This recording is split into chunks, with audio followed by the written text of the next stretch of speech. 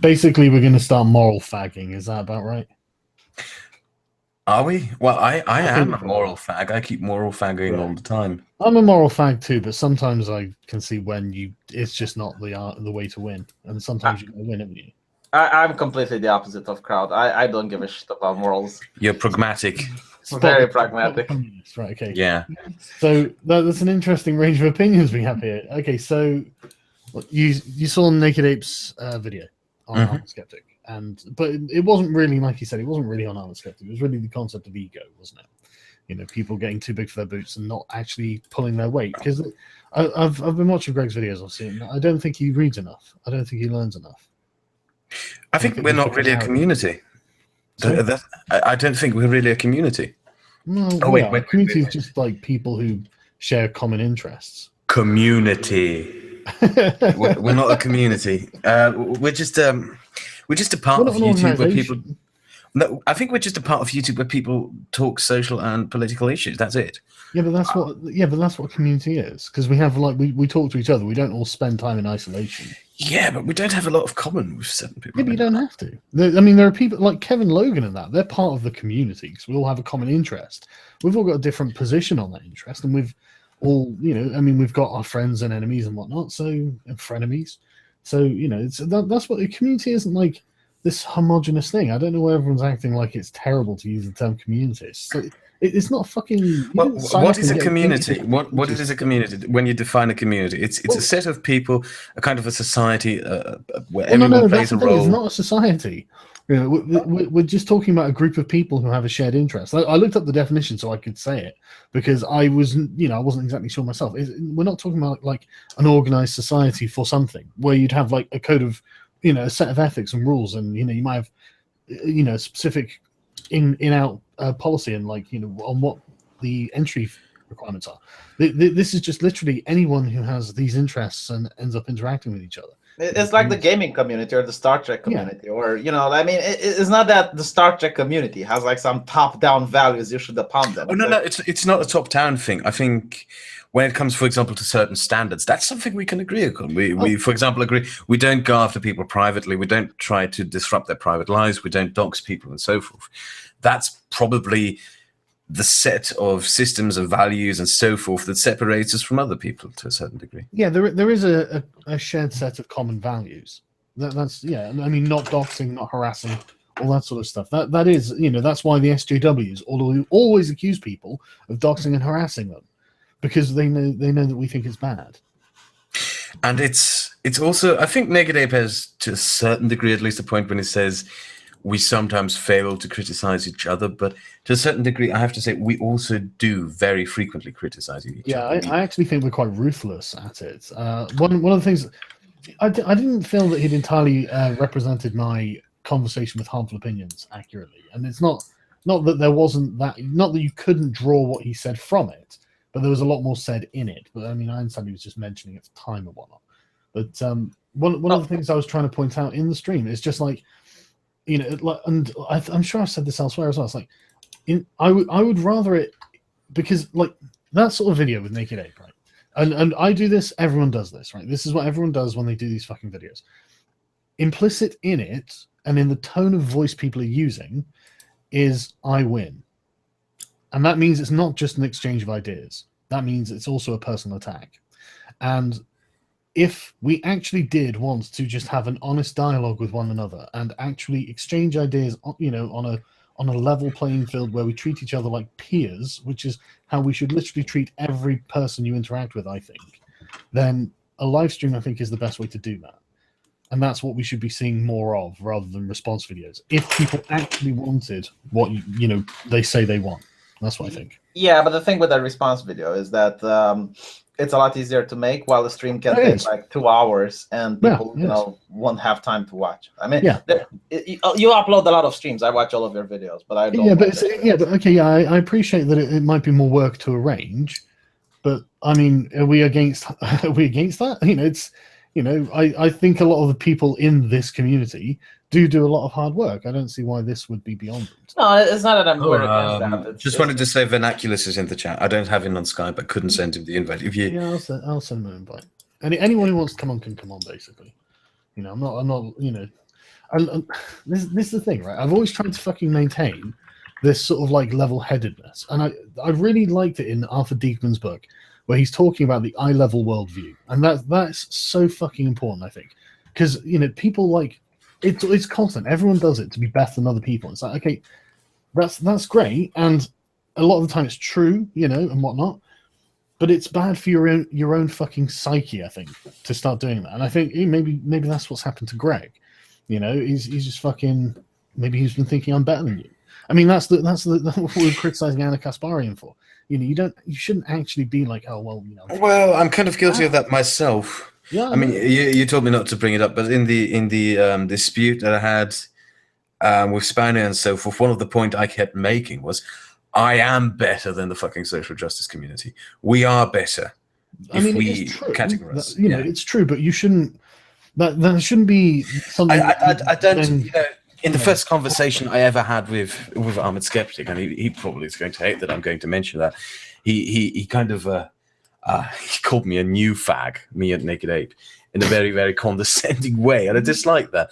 And the thing that I took from that was just that, okay, I'm just going to keep in contact with new fags for the rest of my time here. I'm just going to deliberately go out of my way to be in contact with people who only have 500 subscribers. I think it was Chan culture mostly. I mean, people who are in the community come from different walks of life, and some of them came from Chan culture. Yeah, they come from everywhere. Yeah, they come from everywhere. And it's the Chan culture that has like moral fag, new fag, old fag. It's well, that's where the terms originate. No, it's still a condescending term. It's still something. Oh, you're just a new fag. It's just rubs me the wrong way. But I didn't take it that personal back then. Just like, okay. He could have called you a greenhorn, I guess. That would have been more condescending. Yeah. But no, I mean, I do want to see where these people are coming from. Like, if I would talk with, let's say, Jontron, I would have more respect for him because he's doing this for longer than I am, and maybe I would have something to learn from him. The thing is, like, I recently concluded that subscriber numbers are not necessarily as relevant, because look at my fucking channel and compare the kind of content that I make to the content that Dr. Lehman makes, to the content that Vernaculus makes. You have to conclude that my content is shit, and Dr. Lehman only has around 26,000 subscribers. Vernaculus has 80,000 subscribers, and their content is miles better than mine. Miles fucking better. Subscribers don't really matter that much to me in that context, because I believe that people can be very well capable of making far better content. Yeah, I don't think anyone's suggesting that we judge the numbers as the metric of whether a piece of content is good or not. I mean, that's... No, but it's... Greg messaged me the other day, sorry to... he was like, what, he was worried about what's going on. And I said, well, really, you should watch Dr. Lehman's video. That's what you should do. You should take this to heart, because he wasn't lying. He wasn't making fun of you. He was, well, I mean, not much. He was honestly telling you what you honestly need to hear, and it's because that you've become egotistical and lazy. And one thing this is the ever-present thing for anyone who ever amasses any kind of audience.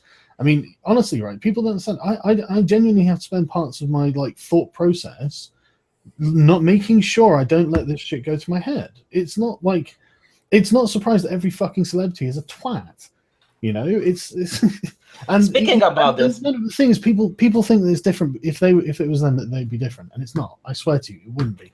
It's fucking hard. It's really fucking hard.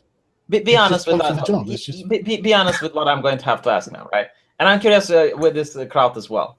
Mm-hmm. Do you notice now that when you watch a movie, you notice okay, this is a black actor and this is a white actor, and before doing your YouTube channel, you weren't noticing this? It pisses me off. I don't like it. Pisses me off as well. I actually don't, to be honest. No, it's annoying. Because suddenly you see what they see because you're training yourself to look for it. Yeah. And it's just like, I don't care. I watched the Disney movie, and in the beginning, with the Beauty and the Beast, there were black noble people in France, and I'm like, that's not okay. That is really an Well, I don't watch Disney movies, so yeah, that's just like no. I'm sorry, you know, it just wasn't the way it was. Just try and represent it the way it was. You can't. Getting back to the community nonsense, I think one thing that has to be said as well is that some people don't seem to get that people can have disagreements without fucking tearing into each other personally. And I think it's also important to understand that maybe to a degree, Ape is right that we lack a rigor in going after each other. Well, that's kind of why I wanted to establish like a new sort of precedent or sort of guideline or something. Not like, you know, a trend that people do, you know, because I really just think like, you know, hashing out differences on a live stream is, if we go to that as the option of first resort rather than last resort, which is the way we do it at the moment, then I think a lot of like personal beefs between people will be, I mean, that'll just happen less, won't it? Well, on certain occasions, I have to say, because I'm actually working on a fucking drama video right now, which I hope will be the fucking last one that I upload to my main channel. Yeah. In a certain way, it is satisfying to do it, though, because it's a final statement. It's something. I know. I'm dropping the mic and walking away, more or less. I know, but that's about being better than them, isn't it? Yeah, in a certain degree, it is. But I know. It's a satisfying feeling. I know. I'm not saying any of this is actually necessarily like wrong. You know, I've done it more than enough times myself. You know, I'm not casting aspersions on anyone. I'm just, if we're taking our egos out of it and just being like, okay, what would actually be the most sensible thing for us to do? You know, like to maintain like just a healthy community that people like going to, rather than ones. Because I mean, I've read so many fucking things about like feminist Facebook pages and stuff like that, where you've got like 15,000 feminists in a fucking area, and they just descend into fucking purity spirals. Just, I'm better than you, I'm better, and that's all this is. Like, you know, until they start banning, you know, and all this sort of shit, and it's like the whole thing just goes completely shit. And I think it's that does it. You know, people not like having respect for one another. I mean, like, don't we get accused? I mean, don't we get accused that we conspire and we always like we do. Yeah, we do conspire, but I do think that people think that you actually, for instance, Crowd, would be able to dictate what goes on my channel, or we establish a narrative and we're like, okay, this week we're going to talk about this. Well, we see, look, this is someone in the chat. Sargon, the prophet of the community. Okay, Uzalu asked if you can come in. You're making this about my ego. That's the thing. This is not about my ego. You know, I'm just like, would it be better or worse if we did this or that? It's not about me, you know.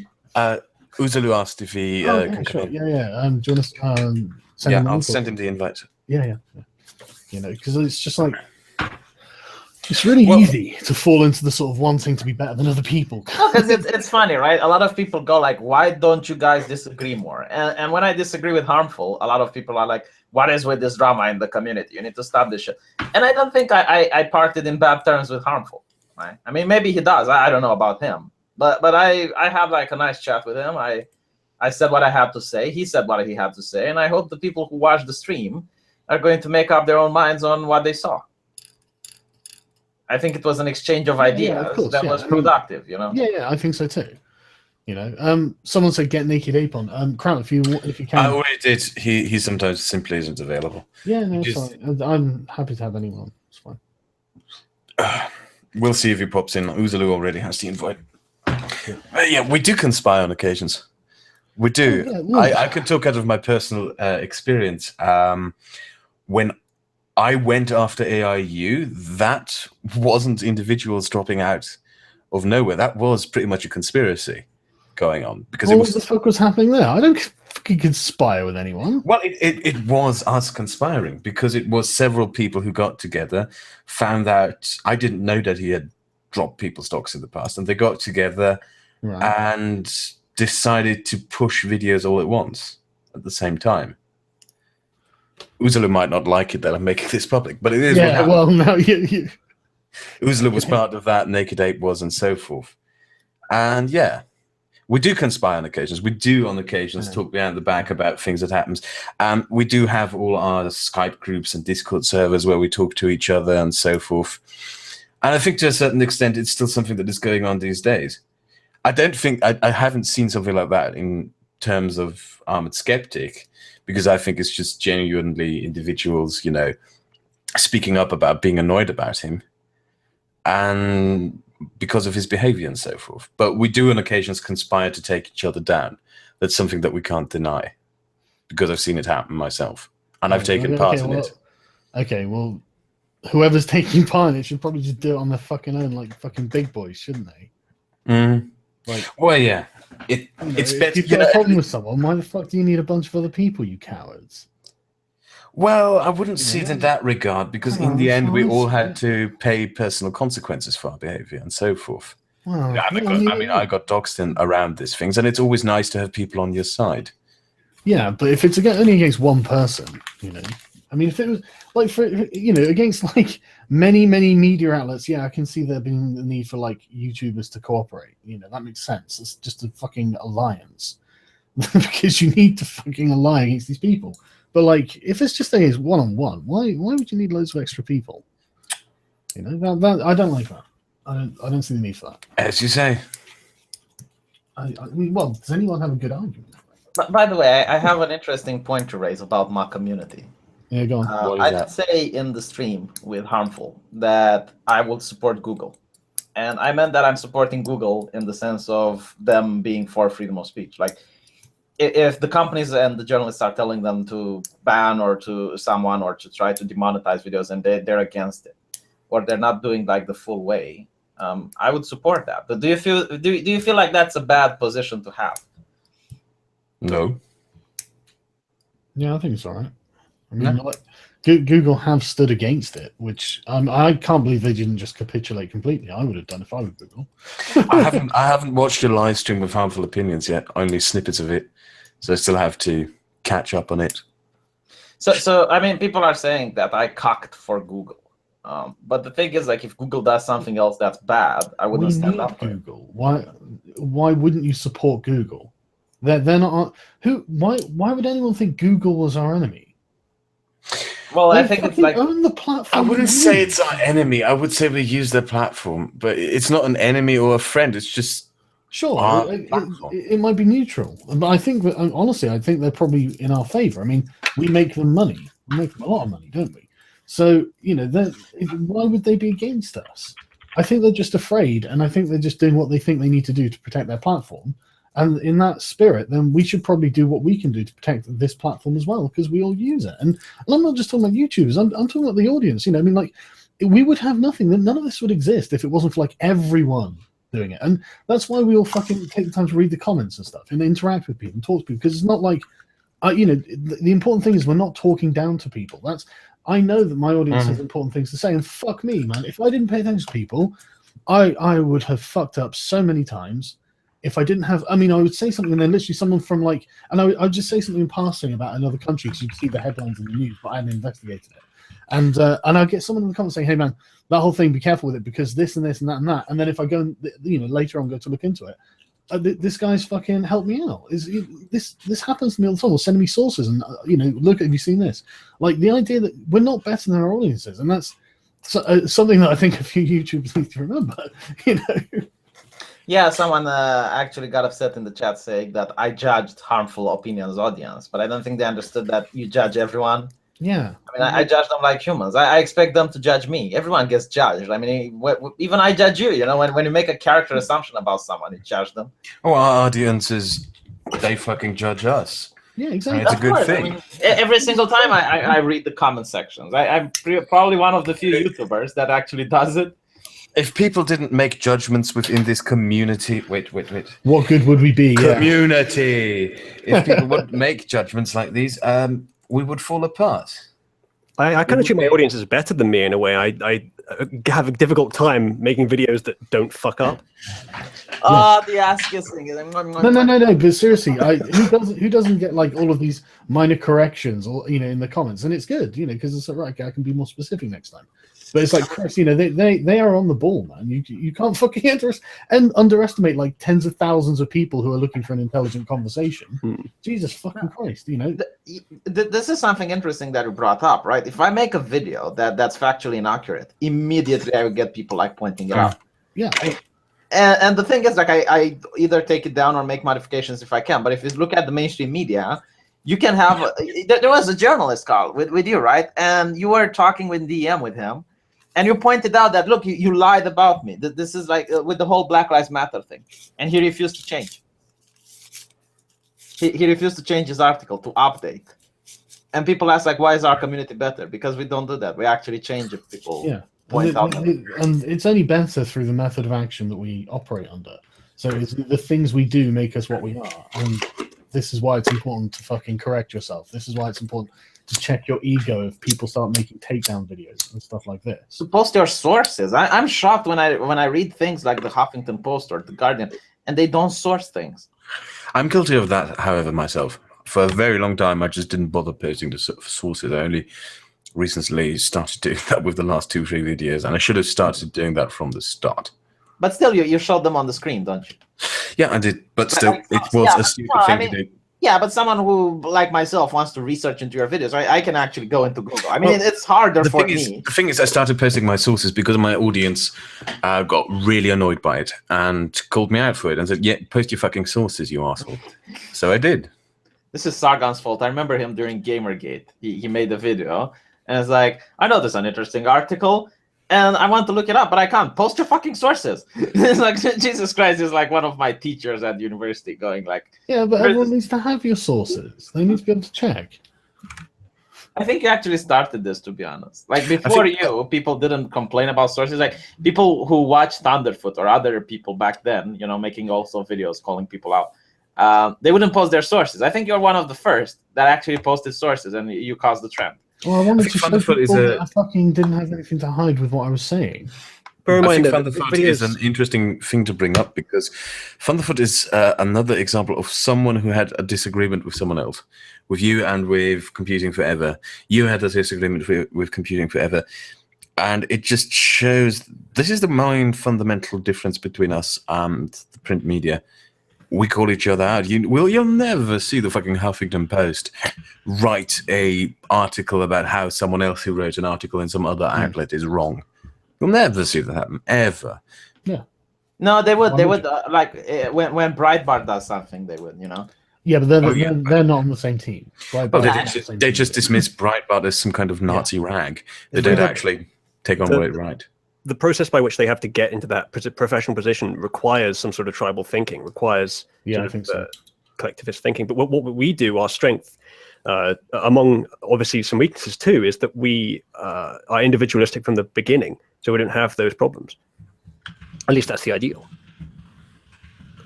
To pick up quickly on what you were saying, Kraut, earlier, I don't mind that you said that we conspired. I mean, it's you know, not the nicest way to put it, but yeah, we did cooperate in making videos about AIU, and I said before, I certainly would go about that differently were it now. But I don't really see a problem with what we did. I mean, the objective was to share information with people. Overall. No, it was just to make a point that in this wait a moment, in this community, people do tend to band together and form their small little in-groups and so forth on various occasions. I've noticed that very frequently. It just happens. It's just what people do, and they unite about, hey, we hate that person, hey, we hate that person, hey, that person is not doing that, and we would like that person to do that. Well, people like drama. I say ignore the audience in terms of what schisms they want to support, and just say what needs to be said. Let the schisms happen naturally. You remember doing this regardless. I think everyone. I don't think a lot of people go like, okay, let's see what the audience wants. Oh, they want me to argue with harmful opinion. You remember me from back in the days when I still only had like 10,000 subscribers, and so forth. The way I dealt with drama when it initially came up, which was like, I confronted the people with this in a private, off-air Skype call. I just wanted these kinds of spats settled. Not live. I didn't want people to even notice if I had some kind of drama with people, but it still gets sucked into it. And I would, to a certain degree, I would believe that it would be better if people could get their personal issues sorted out, not publicly, but yeah, I think if it's a friend, definitely. But if it's someone who you're friendly with, then definitely do a live show because you can get everyone's opinion on it then.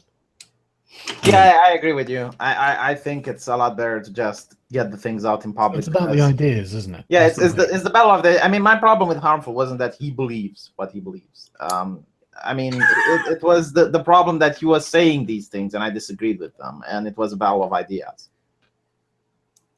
It wasn't something personal. I mean, I don't feel any animosity towards the man, but his opinions go directly against mine. You know, and apparently, I got something from someone saying that when he was attacked, when his account was nuked, and he did a source of income, he attacked people for needing Patrons or AdSense. I tweeted that out. And now, you know, he goes like 180 when someone else is doing this. Fox of the West is in the chat.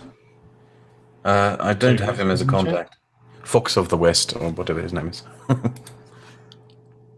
I don't have him on Skype. In case you want him on, just mention it. Okay. Does anyone consider Harmful Opinions to be part of like the same influence group as Spino is?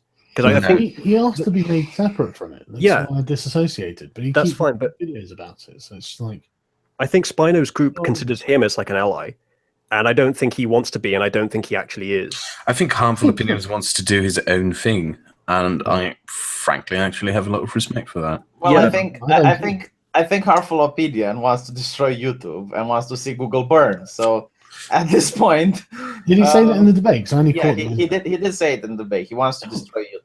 Okay, well there we go. And he wants to see Google burn. So I mean, what? Why? I mean, okay, I have respect when you say something like this, right? Because you're honest about what you want to do. Yeah. But when you're going to suggest to me how I'm going to go around saving YouTube, I'm not going to believe you. I'm going to be very skeptical because I know it's like listening to the KKK on how black people should live. He says he doesn't want it to burn if it improves, but he wants it to sort of go away if it doesn't, and for other competition to take its place. And in just a free market perspective, that's not a bad thing. Well, that's just inevitable. Yeah. Like, you know, but I mean, I think that Google are actually doing quite a good job so far, and so could be doing worse. Yeah, and this is why people. Yeah, but my first impulse would be to fix a problem rather than to just fucking burn everything to the ground. At least in this case. Hold on, because people are saying in the chat that that's sarcasm and that's a joke. Well, if that's the case, then his whole channel is sarcasm as a joke.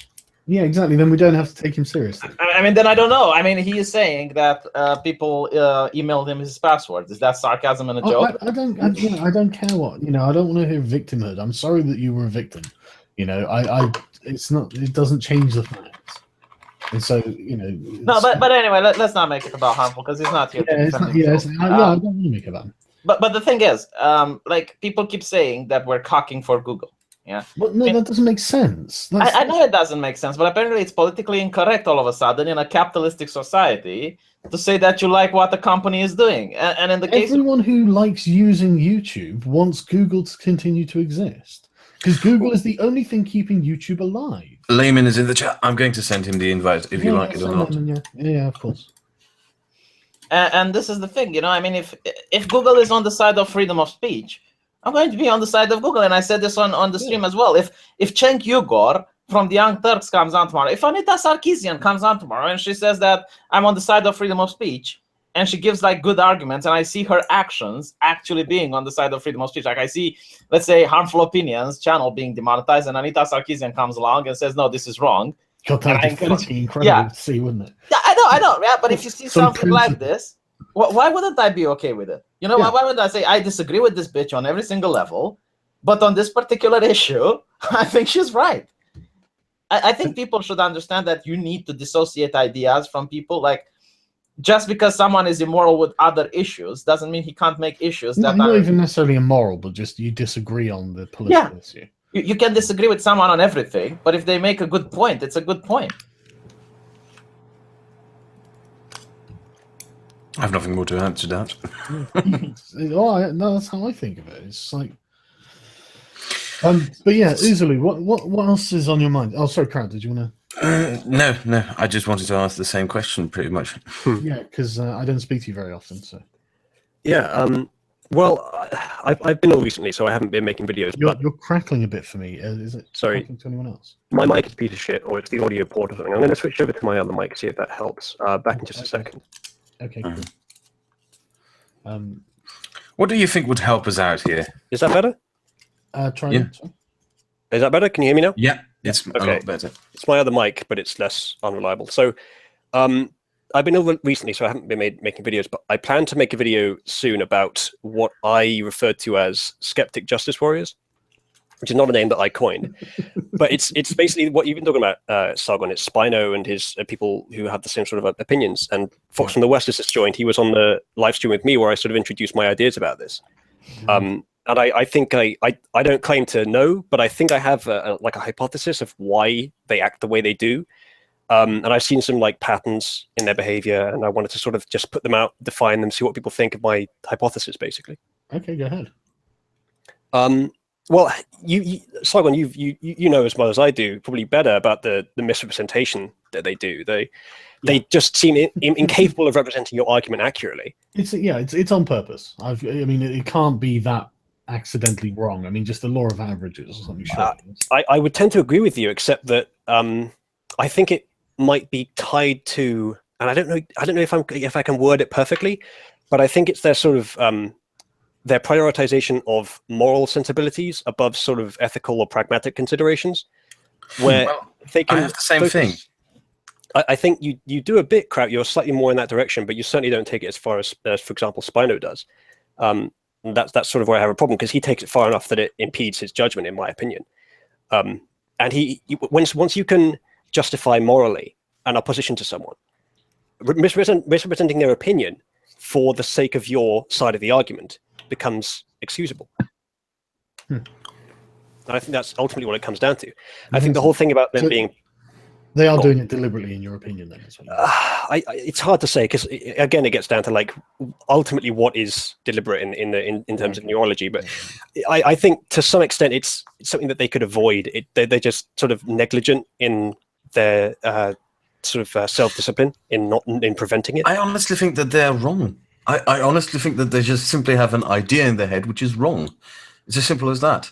I've just sorted out my sound problems now. Yeah, I can hear you. And it's just the entire idea that, apparently the culture war is over because social justice is no longer in power and we now have to go after the culture warriors. I'm sorry, that it hasn't as much to do with moral sensibility as it has to do with, no, you're just flat out fucking wrong about this. Well, what is the culture war, right? I mean, it's the changing of ideas, the cultural gap. I mean, you have the old people that believe in censorship and in this culture of offense and this idea of having more people represented on the media.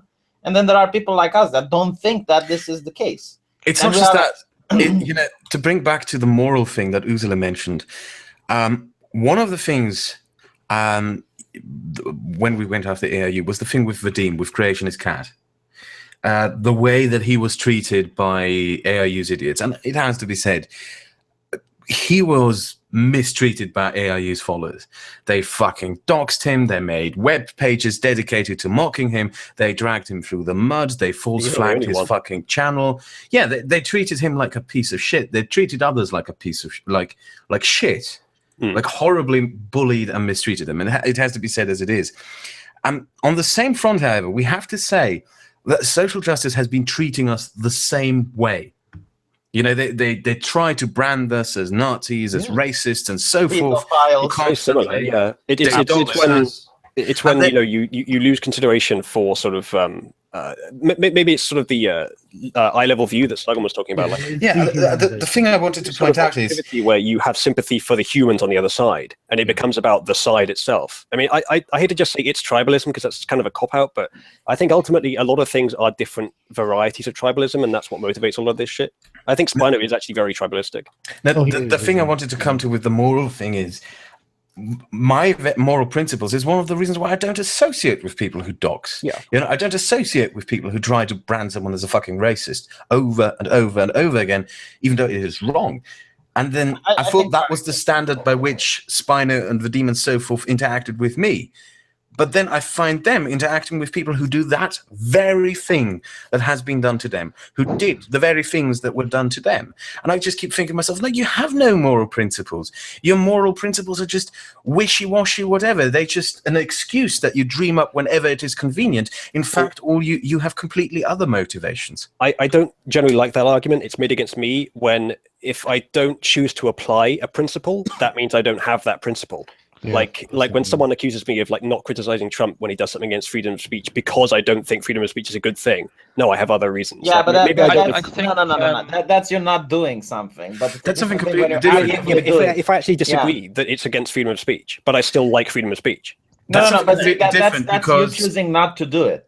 But no. Trump is not a member of this. Wait. Well, that was just an example. Community. Trump is not a member of this community. Yeah, I understand what you guys are saying, but different. Hold on. I'm saying like there's a difference between not applying a principle to a certain situation and not holding that principle. No, see, the thing is, if you would say you believe in freedom of speech and then you go on and you censor someone's channel, that's a completely different thing than if you say you believe in freedom of speech, but you don't defend someone who got his channel censored, right? Because if you don't defend someone who got his channel censored, maybe you didn't have time, maybe you didn't know about it. There could be different reasons. But if you actively censor someone's channel, then it shows that you don't believe in your principle. It's the same thing with Kraut being doxxed, right? If Kraut would be doxxed by someone and Spinosaurus wouldn't like intervene and call it out, means maybe, he didn't know, maybe he didn't care, maybe he just hates Kraut and doesn't give a shit. Well, but when he actively doxes someone, then that shows that the guy doesn't have morals in the context of doxing. He's willing to dox others. You might well be right, but we weren't talking about something as clear-cut as that. We were talking about upholding a general set of moral principles. What Kraut said about them sort of thinking that those principles were wishy-washy. It might just be that they disagree on applying those principles. I'm just trying to be fair to the other side. No, see, I understand what you're saying. But it's a different thing, like when you don't apply your principles, like you abstain from applying them, then when you do an action that directly contradicts them. Sure, yeah. Like if I would say I'm pro-guns and then you find me in an activist group that's anti-gun, that means that I don't really have principle when it comes to the guns, right? Yeah, unless there's some very strange and nuanced way that you made that, yeah. Right. So it's one thing when you just turn a blind eye, and it's another thing when you directly work against it. Yeah, of course. There's a difference there. And this is what Kraut was saying, right? It's just not always easy to tell which one it is. And it's not good to just assume your opponent's motive. That's one of the things I hate them doing as well, like ascribing motive. Like when they say that we were just defending Milo because we like him. Like, you fuckers have no idea why we do what we do. They just assume it because it's a nice argument for them. And there has actually sort of been, obviously I'm sort of on the other side of the fence to an extent on this issue, but there has sort of been that line of thinking on our side. Like there's been people who have been saying Kraut was basically told by Sargon to, turn on us and betray us. And I'm saying, don't get into that line of thinking because that's conspiratorial bullshit. Like you have no proof. I can tell Kraut what to do. Jesus fucking Christ! It's conspiratorial. No. I mean, people don't understand. What type of man Kraut is? Jesus Christ! We actually find it really offensive when someone tells us what to do. I mean, exactly. He's never going to do it. A couple of Sargon whipped. A couple of days ago, I had Arch telling me not to do the harmful videos, right? And I told him to fuck off. I mean, that's how it works. Yeah. I don't know. Sometimes advice is like I've taken sort of advice from advice is always good, but it's like it's the idea of unearned authority. I think just having larger numbers isn't enough to justify. I mean, you can tell me once. My Twitter explosion and everything else that follows, and the video that I'm still working on, that is all genuinely me. Of course, being annoyed, feeling fucked over by people. Which people exactly? Because I kind of want to understand where you're coming from on this issue. The only time I actually allow people to quote-unquote dictate the content of my channel, if you will, is when I want to talk about an article and I don't have time, and this twat here, Sargon, releases his Weak and Stupid, and the article is there. Usually, since we have like the exact same opinion on things, if I upload the article, my subscribers will go, oh, you're just copying Sargon. Oh, you're just that's something as well. I listen to my subscribers. That's something we all do. If they tell me to stop uploading a certain type of content or something like that, that's something we do. But I'm not going to be told by some other YouTuber what to do. Sorry. I actually don't let my subscribers tell me what to make on my videos. Really? No, I don't message people on Patreon either. Sorry, anyone who backs me on Patreon. I don't use Patreon to talk to people. Yeah, but I think you have like 500,000 subscribers at this point. Even if you'd want to listen to them, I don't think you can. Oh no, I do listen to them, but I just don't. When someone says, can you do this, or I want you to make that, or whatever, I just say I don't take requests. It's that I talk about the things that I think are important, but I'm having the conversation with everyone. I'll make my own decisions. Thanks. And I think everyone should have that mindset. You make your own decisions because you're the one who's making the decision. Well, yeah, obviously, but I mean, if subscribers would ask me to do something that I don't want to do, and they do ask me to talk about the environmentalist stuff, and I'd say I don't know anything about the environment. I really don't sway any other way. I'm not a scientist when it comes to the environment. I don't know if global warming is a hoax or not, and I don't think it's any of my business, right? So I don't talk about that. But if a lot of but if a subscriber asks me, can you talk about this, and I don't have anything to talk about that day, I don't see a reason. If it's a good I'm not saying you can't take suggestions. It's when people make direct demands and requests, sort of thing. Talk about this, talk about this. I'll talk about what I think is important to talk about. Now, what's happening? Maybe you can persuade me to talk about it by just showing me that a lot of interesting stuff's happened. But I don't just take requests, and I don't think anyone should just. Yeah, and it's the kind of stuff we've seen from Spiner. The disassociate yourself from Paul Joseph Watson. Disassociate yourself, and it's something he keeps denying it, but he frequently told me, "I'm concerned about Naked Ape's dog whistling. I don't like your association with Naked Ape." It's I don't like these standardization sets. I don't like these fucking group pressurings on. A good word for it is purity testing. Yeah, it is. It's all purity testing, and it's specifically very sort of lefty purity testing. I mean, what's Paul Joseph Watson actually done wrong? Not what ideas does he hold that you don't agree with? The culture ideas. Wrong. That's the thing about Paul Joseph Watson. I disagree with him on his culture thing, and I want to make a video on it, but I'm not going to be pressured into making a fucking video on it just to appease someone else. Yeah, but more to the point, it seems like people are attacking. You want people to attack other people or disassociate with them on the basis that they have a disagreement of ideas. I mean, like literally, Spiner was saying about Stephen Crowder. And so, I know he was a dick back in the day, but he's not being a dick now, is he? We can't fucking hang it over him for the rest of eternity. I think I know why this is happening. See, I would say this about but it's just because he has a personal dislike of Stephen Crowder based on the fact that they're basically traditional left wing and traditional right wing. I would listen to what you have to say, and I just disagree with him. This thing is said about Alex Jones. It's he's not into conspiracy now, and then you'll see him go on a stream and he talks about Alex Jones is like Alex Jones. He's just a meme. He is just a fucking meme. Just enjoy him as a meme, and that's it. Well, I'd say that there's enough people out there who take him serious, which is scary, to say the very least. Well, this is the thing, right? I mean, sometimes he makes points that are completely accurate, right? Yeah. I think this male vitality is garbage. I think people should learn how to. Are you suggesting his water filters don't actually filter water? No, but this is the thing, right? He was an honest water filter salesman, so I figured it was okay. Well, I haven't tested one. Maybe I might buy one actually. I mean, why can't we? Why can't we buy some super male vitality? Sorry, go on. Listen, sorry. Why can't we frame what he is saying and analyze in the context of what he's saying? I mean, if tomorrow, that's what I do on my shit posting channel. Wait. Analyze the context. In what fucking context do you analyze water turning the frogs gay? For instance, no, honestly, right? Honestly, that there is actually truth to what he was saying. Yeah. Let me give you an example. Right? Hold on, let me give you an example so people understand. If he talks about, for instance, Hillary Clinton cheating Bernie Sanders out of the election, and this is before WikiLeaks, and no one believes him. Everyone is, it's Alex Jones' conspiracy theory. And then it turns out that it's true. I'm not saying people should go like, "Oh my God, it's Alex Jones. It's 100% word from God." Yeah, but he didn't arrive at that conclusion using facts and evidence. He arrived at it using conspiratorial thinking, and he just happened to be right this time. I have a giant shitload folder of Alex Jones crap. I think he actually... Just watch Alex Jones. Go and watch some Alex Jones. Not just the famous bits, but just watch the stuff where he rambles about lizards and how the Clintons are not actually people and lizards and demons and stuff.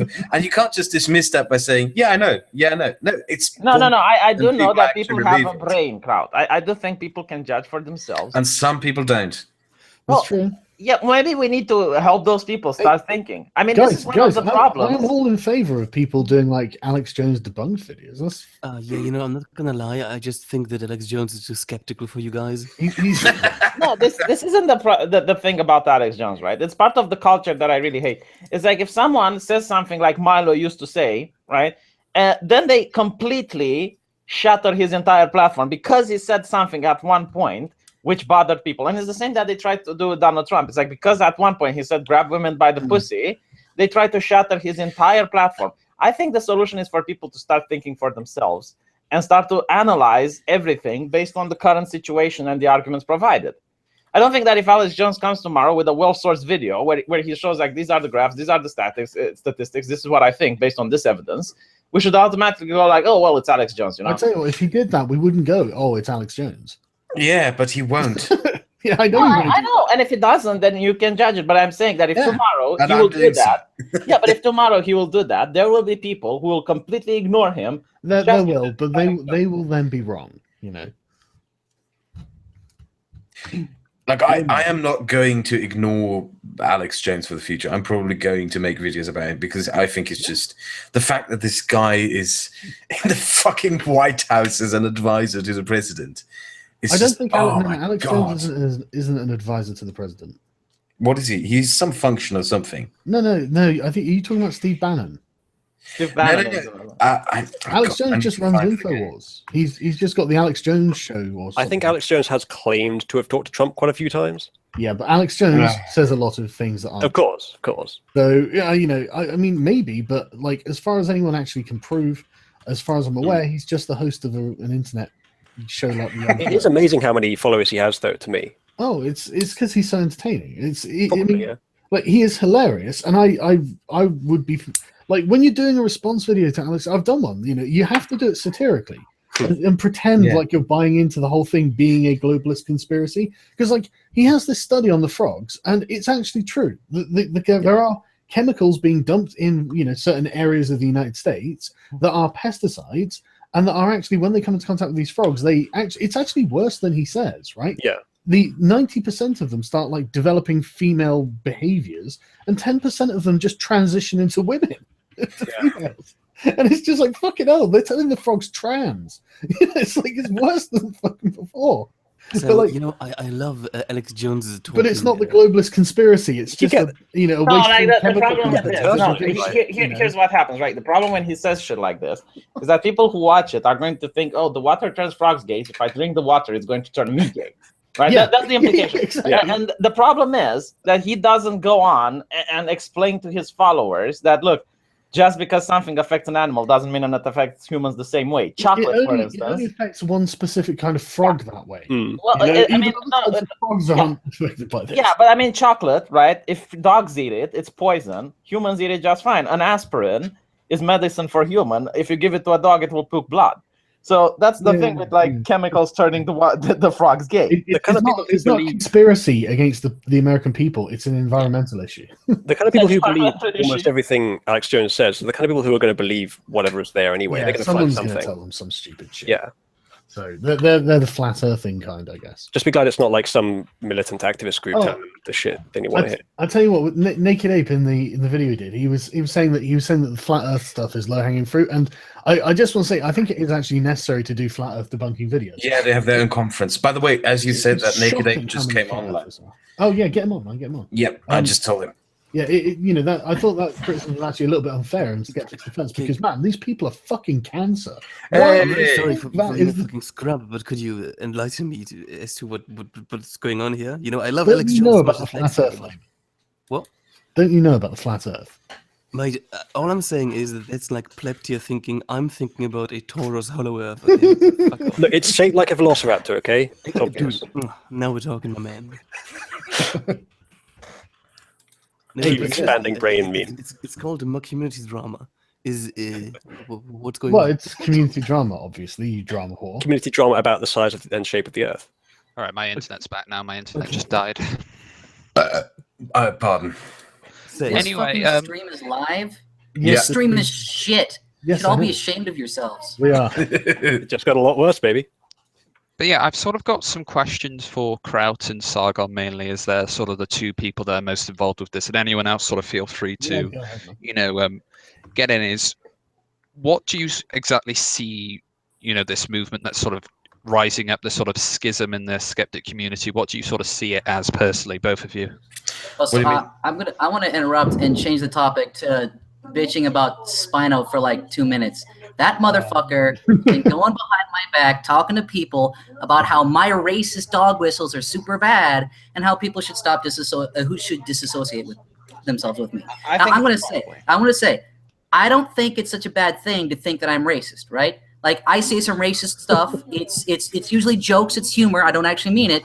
But, you know, you could be confused by that. Why the fuck doesn't he come to me and talk about it? Like, we've been on live streams together. We've talked to each other. I've been on Twitter tweeting at him. But he doesn't come to me and talk about, hey, dude, I think your racist dog whistles are totally a problem, and ask me for clarification. He uses it as some kind of moral bullying tactic to go behind my fucking back to my friends and say how I'm super racist and I'm dog whistling. You know why? You know why he does this? Wait. Ape, I have to ask, was I not the only one? I'm not going to comment on that. But, dude, Okay. it's just like, I mean, it's just totally fucking bullshit. You know why he does it, kind of Naked? crap. You He's know, trying I'm to gonna- run a counterculture. no. I can sort of do an armchair psychology. I think he's doing like a lesser version of what Thunderfoot did. Okay, well, I'll tell And I'm you what, It's power why play. don't you That's actually what it's do- doing. why don't you actually do a stream with him sometimes? I actually don't Yeah. want to talk about him on the stream. Yeah, that's a good idea. I just wanted to mention that. That pissed me the fuck Yeah. off. No, but Naked, it happened during Gamergate, right? Yeah. Every time there are going to be a couple of people that gain some sort of following, and they're going to try a power play in order to create a cult base within the group. Yeah, And- that's kind of what it is.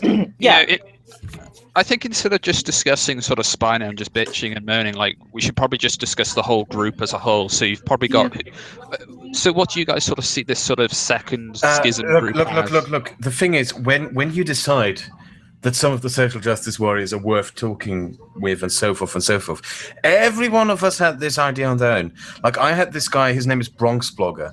I chatted with him, I added him on Skype, I got him into Hangouts and so forth, I introduced him to Jeff Holiday and so forth. What was the first thing he did? Can you guess? He fucking... in the back. No. He impersonated a police officer. He claimed to be a police officer and threatened Jeff Holiday that he would SWAT his house. Jesus Christ. You know, that's not, you know, I'm just out of fucking excuses to think that these are people with whom you can rationally have debates within this community. Yeah, fair, the community we does know- seem to attract a bunch of cunts, doesn't it? He is Antifa, so he basically has like a psychopathic disorder. Yeah, I think everyone that's part But of Antifa is it really, groups you know- are damaged people. That they do have like some problems. Because if you're a normal person, you wouldn't be in Antifa. But is it not the individual that did that? And I know there's a lot of people, more people in the social justice community than sort of the skeptic community that does that. And I think that's Yeah, sort of but part of that- the. But Fox, your integrity is too valuable to try to risk it like this. I mean, you try it on individual once, you get burned. You try it a second time, you get burned. Third time, you get burned. And you know, the fourth time, maybe he will be a nice guy, but you can't have your reputation being trashed like that. Like look with the AIU stuff. Like everyone jumps on AIU when he starts boxing people. They don't, even if they're people he doesn't, you know, people don't like his stuff. Everyone's like, no, that's bullshit. You know, when Thunderfoot's dad died, they all fucking made videos laughing at Thunderfoot. So it's just like, no, that's if fucking Anita Sarkeesian's dad died, I wouldn't make a video laughing at Anita Sarkeesian. You know what I mean? And if I've had to talk about it, I say I'm really sorry about that. That was really hard. I hope you're okay. Here's the thing: is that I can see what you're coming from. Sargon. They're just unintentionally playing power politics because they have to play power politics. Sargon, I'm not saying I'm not saying any of us would. I'm saying there's sort of a fringe element that's sort of ingrained into the community. Yeah, and the community should uningrain them then. Exactly, that's what I'm suggesting. Yeah, well, until they do, fuck that community. If they're just going to let this sort of shit go on and not fucking do something about it, because, this is, I'm trying to be fucking clear here. I didn't declare any fucking culture war. These cunts did. Yeah, I think that's important. I'm not talking about the SJW. I'm talking about the sort of, far-right chantards who do the same stuff in return. I'm not talking about you or me or anyone in this stream. What about them? They don't run this place. But those kind of people are completely ostracized. Like Verilo, John Kelly, those kind of fucking people. Yeah. The Gamergoy people from way back when that nobody even fucking knows the name of. We don't associate ourselves with them. They still have a big influence. That's the thing. They don't. No, they don't. Verilo doesn't. You still find them all across the comments on everybody's Game Sargon. Where's the game? Yeah, exactly. It's like refunded, bitches. What do you want me to do about it? I'll start another Kickstarter if you're going to donate. I'm saying those people are problems. No, the only problem, Fox, hold on. The only problem is when we give them a platform like Crowd did with Edgy Sphinx. Crowd had the Edgy Sphinx sponsored on his channel, and then it turns out that Edgy Sphinx goes around asking for a race war and shit. But yeah, I mean, I kind of disagree with how that all went down. I don't think that Edgy Sphinx was actually that kind of person. I think that he was like, there's actually a video that I want to make, and this is why I dislike the way. I guess this is probably a portion of my right wing bias coming in, but I dislike the way that was handled. I've talked with this about Crowd. Him and I disagree on it, but we still get along, right? And that's the final thing. Like a quick detour. Even though we disagree about the rate of how much we should associate with the S-Jews, like us all here can disagree with that and still chat about it. Like that's what actually makes this schism not a schism, because we're not gonna just like ostracize people because they make a single bad video. Like I just made a video sort of shitting on Armored Skeptic, and it's not that like I'm never gonna talk to him again or but it's not that. It's criticism, right? Yeah, it's not that, right? It's when let's say I hear someone that has a really good idea and they have like 100 subs. And I want to promote them, and other people can hear the idea. So I host them on my channel. And then it turns out that that person is actually a white nationalist or something. And I don't want to be viewed by other people as a white nationalist. Yeah, and I can understand that. That's one of the things that I agree with Kraut on, like this whole SJW thing. I think that we need to understand that being an SJW is a character flaw and a character trait that brings along a number of mentalities with it that is, dangerous inherently. Exactly. Like it's not in all SJWs, but it's just a character trait. Such a strong correlation. Just be benevolent for a moment and assume that what social justice warriors believe in is not in any way tied to their behavior. Well, just be benevolent and then if you do that, you can discuss their views with them. But the thing is, I'm no longer capable of doing that. I think there's an important delineation here, right? I think it's important to delineate between social justice warriors and regressives. This is how I've been terming it, because regressives are just like your garden variety. Iron Miles Chunk, used to be a regressive. Yeah, he used to be a regressive, but he also used to be an SJW. But like the SJWs are the sort of militant wing of the regressive ideology. And they don't talk to us either. The YouTube feminists do. Yeah, exactly. That's important. Yeah, it's like someone who would sink himself to dock someone else, who would get someone fired. The opposite way round, actually. I sort of see the regressives as sort of the military force, the ones who, because I use the term retrograde right, which is sort of like the right-wing version of the regressive left, because they're both these militant groups that have these work against their best principles. That's how I tend to define it. No, I agree with Sargon. Are the aggressive ones who try and get you fired and docked you. These are the culture warriors who are fighting for their cause, and they're the problem. A regressive, normal people will have regressive beliefs. You can talk to them, and you can talk them out of their beliefs. They'll have a dialogue. Yeah, but I just want to say this. Racist, But the problem is that I think that this has happened kind of slowly with people like ContraPoints as an example. He's somebody who I disagree with them, and I appreciate that when he makes videos about subjects, he generally uses facts and historical data to try and prove his points. He's still wrong, in my opinion, but he you know, he's not just, you know, you're racist because you're white, right? There's some intellectual veracity in it. However, the way he's behaved and the way he's acted in refusing contact and refusing dialogue with people, except for the one time he got in a video exchange with Armored Skeptic, I think may, and this is a hypothesis that is based on, you know, what I've seen, I think it may show that he's sort of moving in that direction of closing himself on other people, on having any kind of dialogue, and that's just kind of what I see. And also there's been a few videos where he's made where he's sort of tacitly agreed with the moral impetus of, you know, punching Nazis, you know, using violence in politics, which is a very extremely regressive thing. So it seems like the ideology itself has this sort of slippery slope mechanism where it leads you to further and further conclusions that that increase your sort of I think you're just dealing with a fanatic here, and a fanatic has a mindset from which, you know, it doesn't matter how you argue against them. A fanatic is dead set on a certain construction in their mind of how the world works, and any kind of argumentation can only take place within that construction, within that mental construct of how the fucking world works. Everything outside of that construct is a fucking heretic, something that must be burned, something that can only be disregarded, called a racist, called a fascist, called a Nazi, doxed, everything else. You're not dealing with rational people.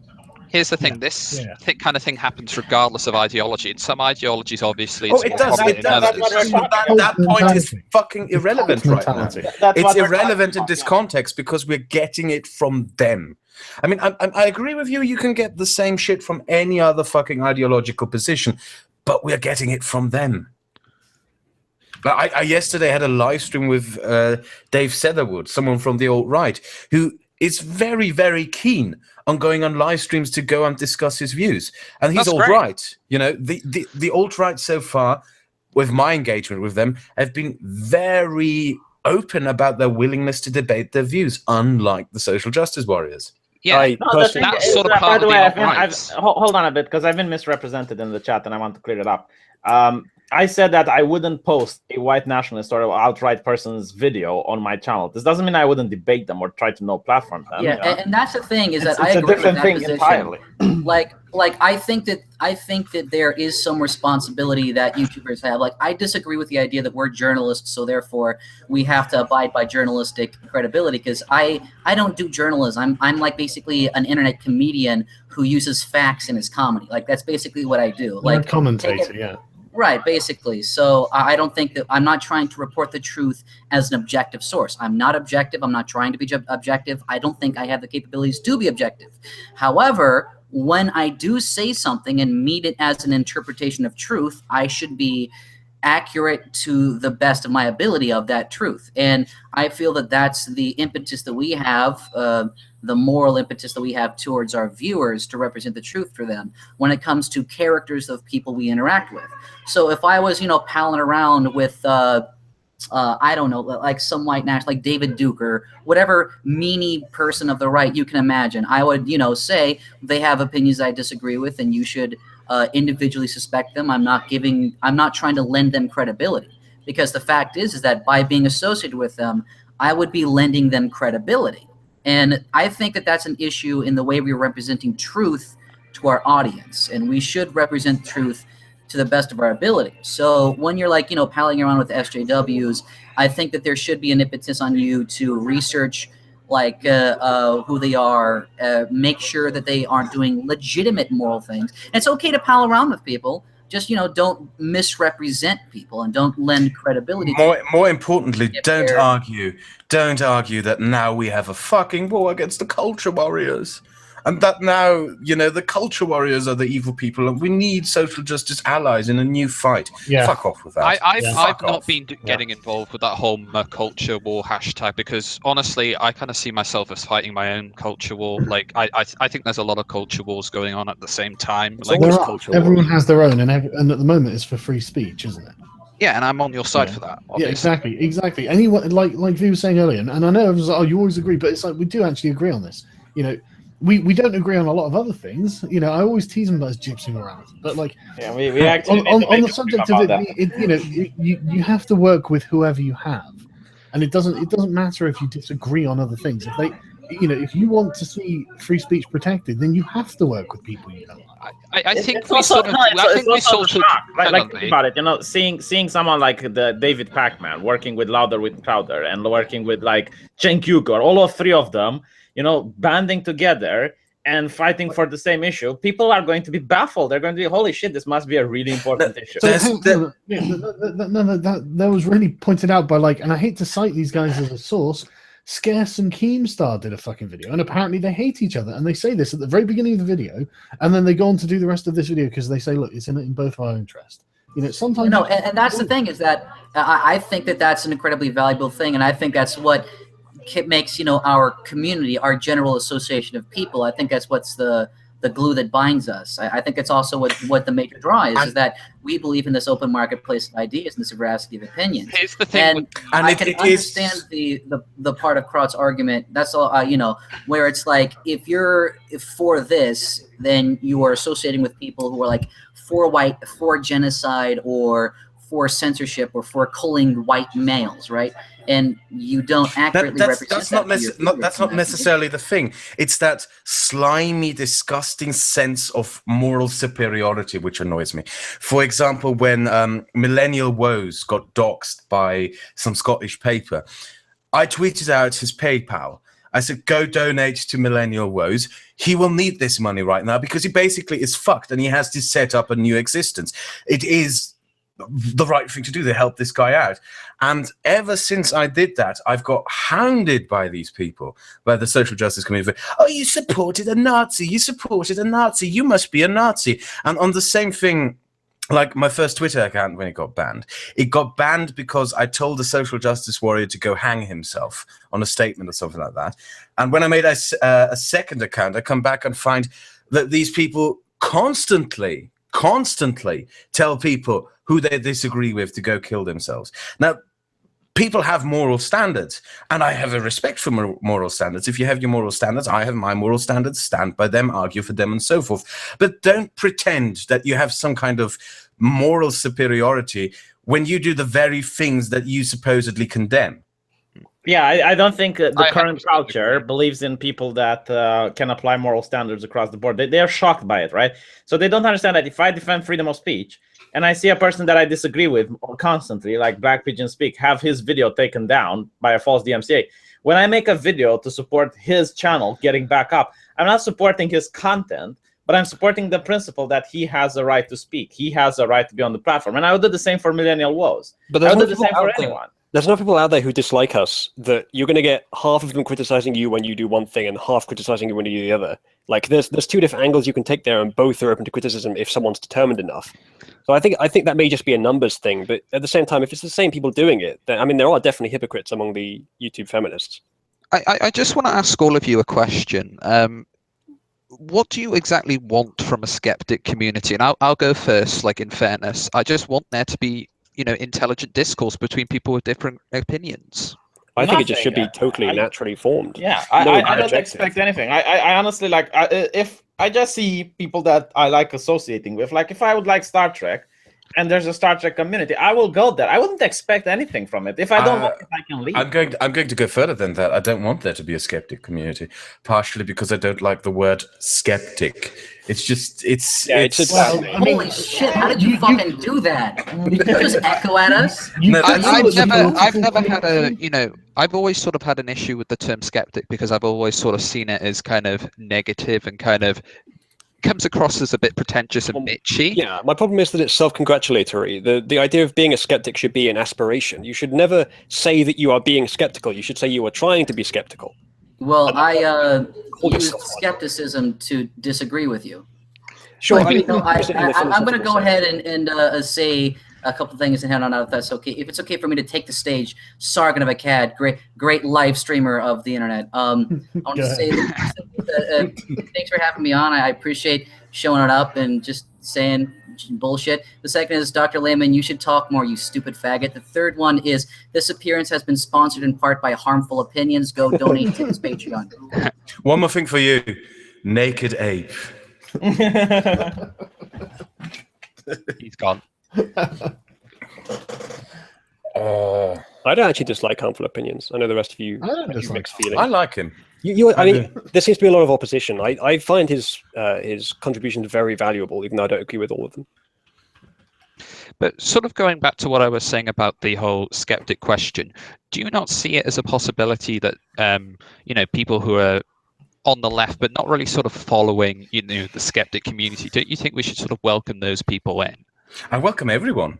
Same. I fucking welcome everyone. As long as they're not doxers, as long as they're not, anti-free speech, I'm happy to welcome people. As long as they're not trying to infringe on my rights, I'm happy to accept them. I welcome people who are anti-free speech as well. To be honest, I'm not going to hang out with them. If someone comes onto a stream with me to argue, for example, why denying the Holocaust should be illegal in Germany, but that's I'm going to argue against it. On the basis of exchange of ideas, I welcome everything. And all I sort of ask for is if people just try to be intelligent. That's what I don't care how intelligent you are. It's just if you at least try. Fox, I sent you this on Minds. It was literally one of the first things that happened after my fucking Twitter meltdown was Woolly Bumblebee turning up, enforcing purity standards, asking you to condemn a meme by one of your subscribers. And I thought to myself, dude, I said I wouldn't tell you I told you so 2 days ago. And I thought it would take at least a week until this shit started. And it started right away.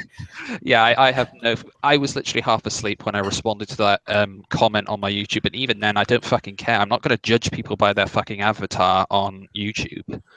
So the fact that she had to say that is fucking ridiculous, and I'm not gonna, bow down to her standard on that level. There is one thing that you have done, that your thing with Spino has done to me, and I think Uzulu is going to hate this.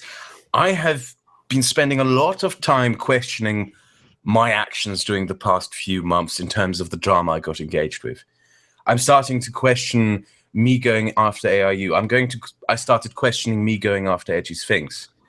I was questioning that one quite a lot because I think only one side of that story has been heard. When someone gives you a video to host on your channel, right? Because someone said, "Oh, I allow everyone to come in besides Edgy Sphinx," right? There's one thing to allow someone to come in your friends, and another thing to host their videos on your channel. And when you host their video on your channel and you find out that they won the race war. Maybe I don't want to be associated with that. I don't want to race. What I think that's your personal decision, isn't it? No, what I meant in that sense was, I thought about maybe I should have just taken down his video instead of just making a video on him. I just thought about what did this moralizing do for me? What did this calling out other YouTubers on moral standards? What the fuck was it for?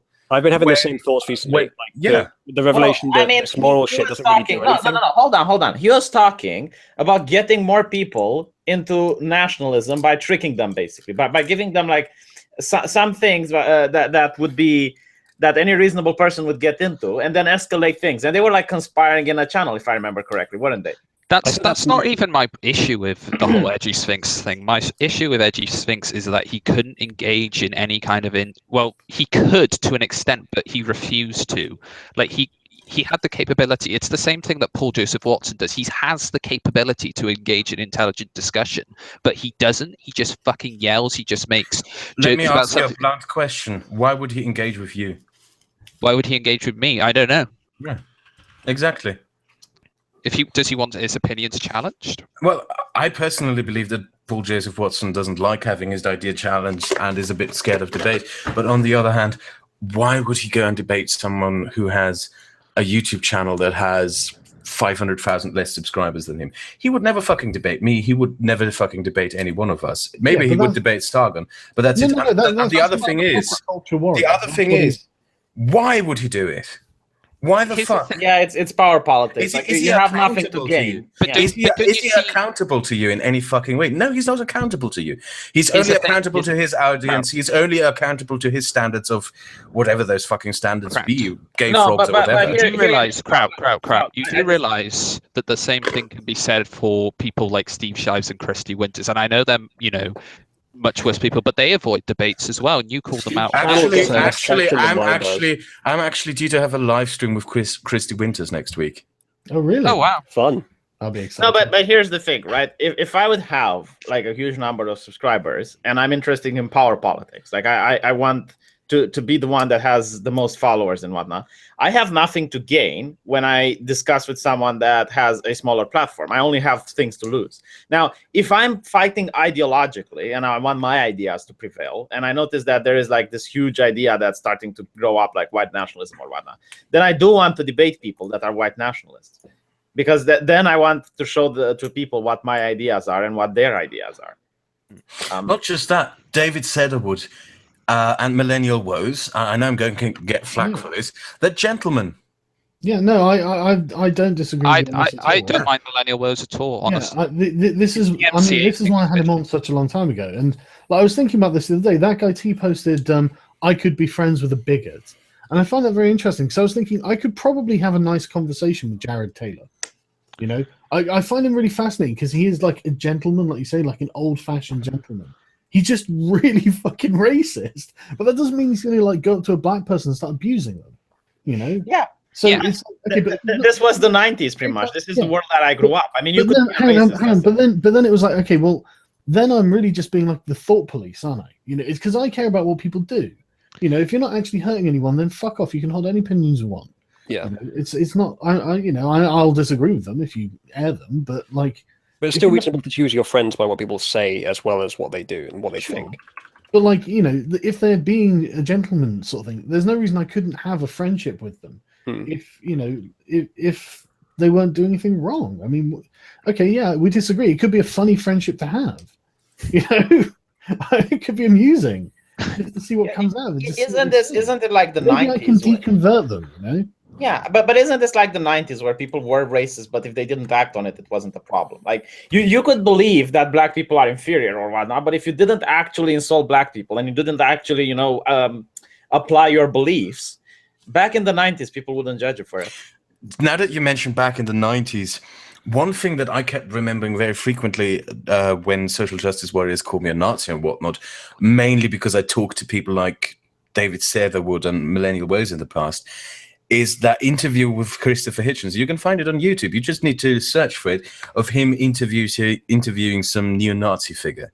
Yeah. You know, debating him and so forth. You have to discuss ideas. And let me make this blatantly clear.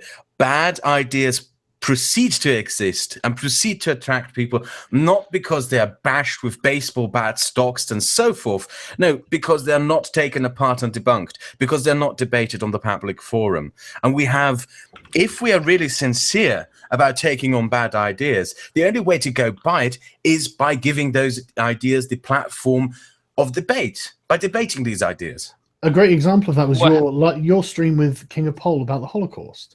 You literally just sat there and went through him by the numbers, and by the end of it, he was just, oh, I didn't know all this. I mean, he was literally, you know, just he was persuaded because you gave him proof. Yeah, that was a really good stream. I've criticized the approach to the alt-right that some people have, and it was mostly Spino, to be honest. The way he was doing it, I thought was terrible. But that stream was a really good example of how to approach it.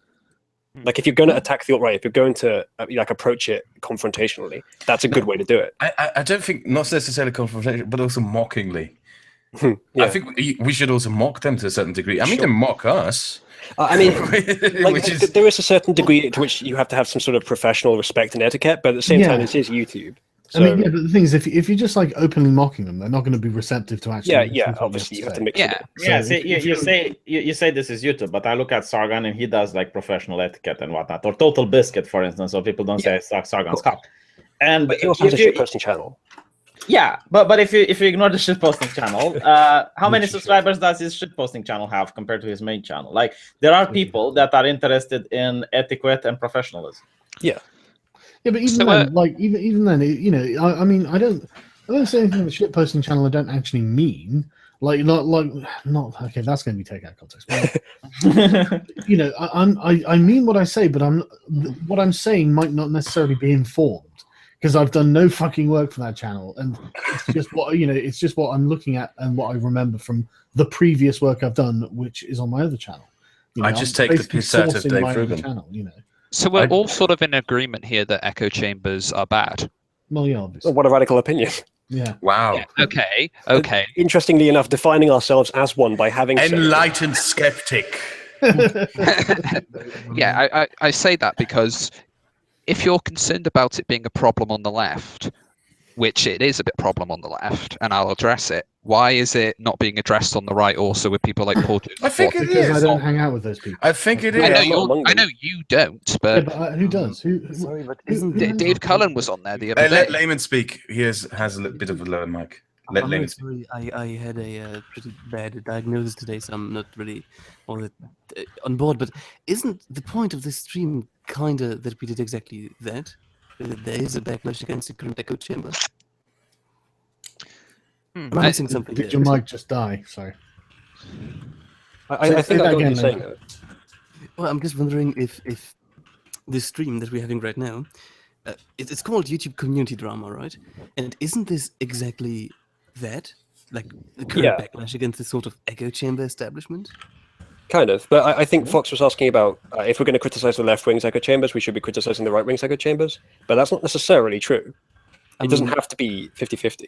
Yeah, I not don't necessarily see 50-50, but at least sort of acknowledging that it's a problem there as well. That's kind of. Right. Honestly, right, with people like Paul Joseph Watson, Mike Cernovich, I don't know how many minds they're changing. I think they're just playing to the Republican. No. I think a lot of them are just playing to an established sort of right wing base. Right wing, but they just don't have anywhere else to go. I mean, I get the same thing. I know that a lot of disaffected lefties follow me because they don't have anywhere else to go. Louder with Crowder changed my opinion on guns. I mean, it can happen. Honestly, Cernovich, I find Cernovich simply cringeworthy, and I wouldn't be surprised if he's kind of preaching to the choir.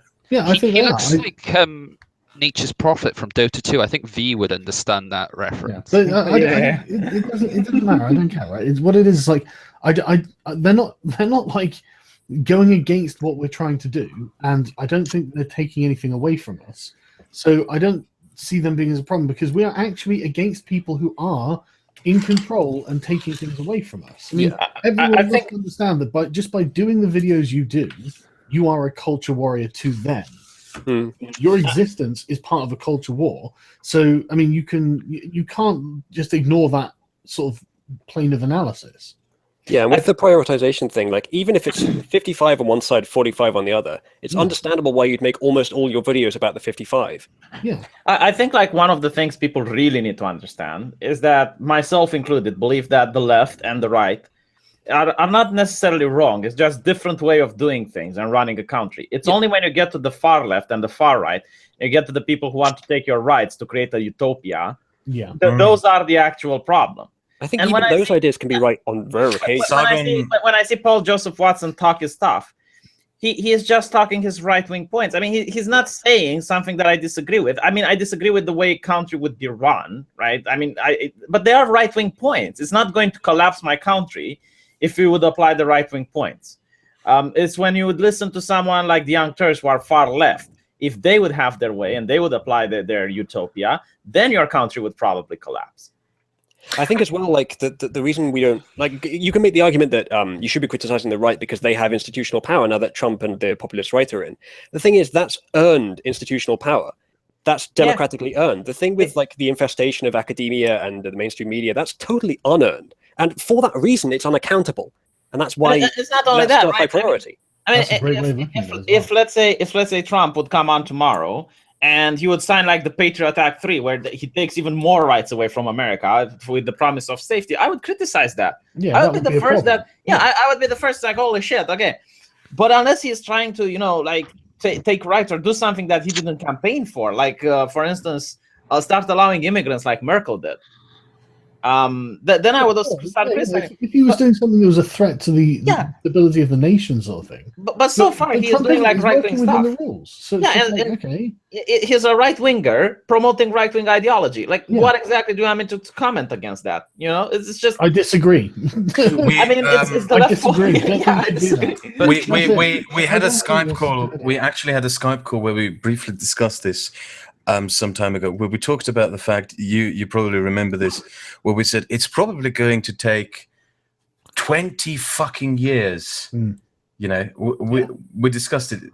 we're looking forward to about 10 or 20 fucking years of conservative and right-wing dominance in Western politics, in Northern Europe and possibly even in the United States. And it would take people like me who consider themselves on the left-wing side of things. I believe it's going to take us 20 years until we can go up against it. I mean, that's what happened with Labour in the fucking 80s, yeah. 80s and 90s. It's what happens doing 20 fucking years, because they had spent all this time in the wilderness to realise being a bunch of utopian ideological twats doesn't win. It's not going to happen. It's just not going to happen. I don't think any of the individuals realised that, though. It was just like a group change. So we can't expect people like Corbyn to actually change. Of course not. It's going to have to be of course, he's the leader of the hard right. Yeah, exactly. It has to be and like Bernie as well. You know. Change. I've actually made research on this because I'm trying to make a video, right? And about the 1980s, I can send you some really good material. About the change of culture, right? Because back when I grew up, there was this culture of intelligent design being pushed in schools, the idea of creationism shoved into people's throats, the idea of gay people being disinherited by their families, atheists being fired, right? And all of this culture started changing from the year 2000 it began, and it took like 8 years or so until it got to the point where it was completely a different culture. And I think like now it's probably going to take similar amount of time before we're going to go back to like a different right-wing culture. I would actually tell everyone watching this and everyone who is in here and so forth, go read through the history of Britain during the 80s. Just go read through the political history of Britain during the 80s, and it will be an eye-opener for you.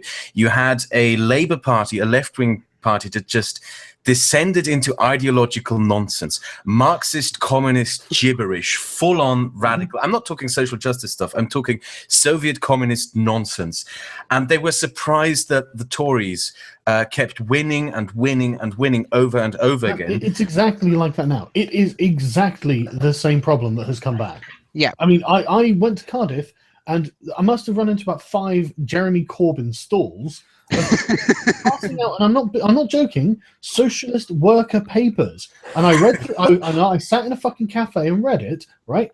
They were giving them out for free. No, in fact I had to pay £1 for it, which I thought was a bit strange. They weren't giving them out for free. I asked them if they were giving them out for free. But no, I got one of these fucking things and I read through it, and literally a whole 2-page screed saying what a great guy Lenin was. Why didn't you record that? No, I'm not joking. And they use Comrade and all that. They are proper communists, right? But why didn't you make a video on your shitposting channel with you like? With I should do. I've probably still got it around. You need to make some videos with you walking around Britain. I think people would love that shit. Well, maybe I wasn't planning on anything, but it was just like I didn't expect to see these fucking constant stalls, but everyone was just ignoring them. You know, so these are just like really, really loud, noisy, annoying Marxists, and it's like, look. You're never going to win anything. You have to pay £1 to learn about the working class, eh?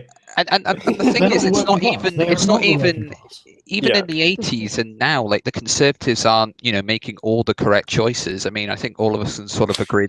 But that was irrelevant. Matter. It was irrelevant during the 1980s. For example, the IRA went on a bombing campaign across Northern Ireland and Britain, and the Labour Party's response back then was to essentially keep making excuses for the IRA. Wait, let me finish.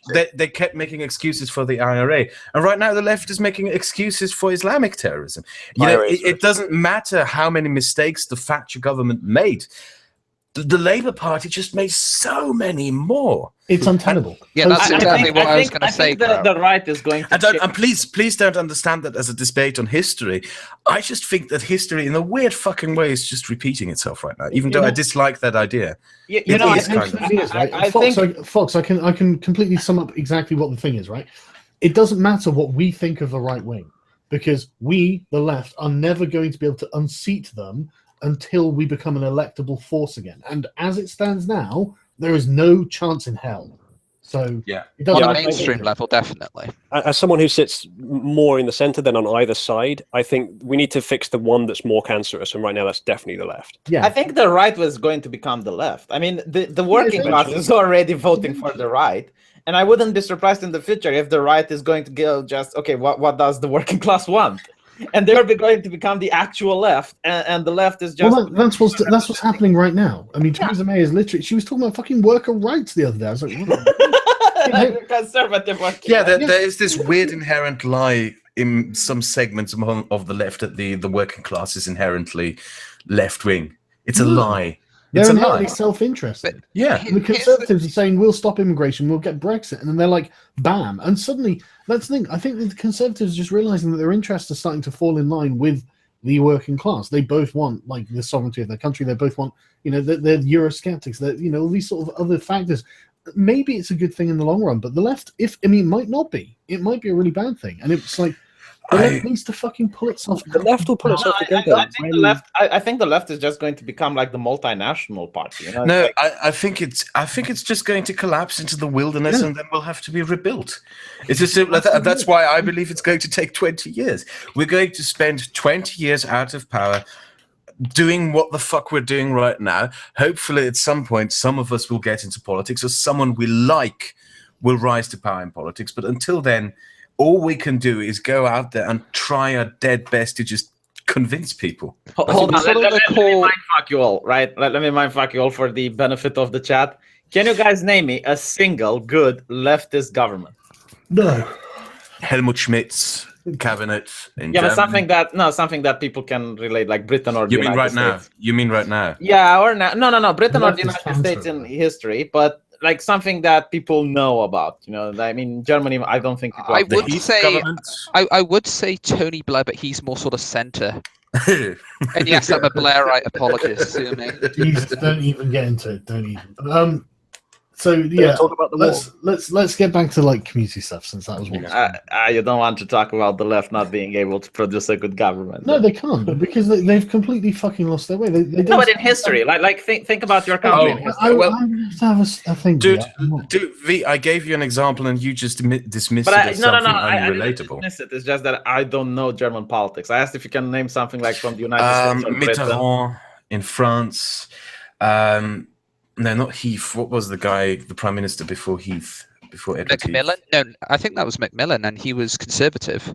No, or Harold Wilson? Or Harold Wilson, the Wilson government. Then the government after Churchill.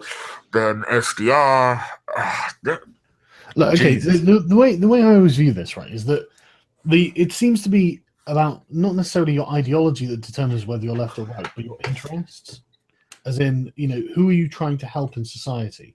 And that's always seemed to have been the sort of ideological divide between the left and right, regardless of authoritarian or libertarian.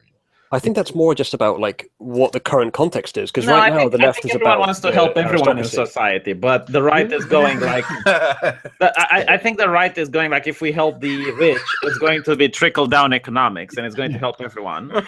While the left is going, if we help the worker, it's going to help the rich as well. Okay, yeah. And I think also the point is it's about interest. And it's really fucking heavy-handed what the left is doing. They think that they're helping all these ethnic minorities when they're really just putting them on a pedestal. Yeah. And making them, I often make this joke about Sweden with my friends. I say it's the only country where immigrants have more rights than natives, because it's not far from the truth. As well.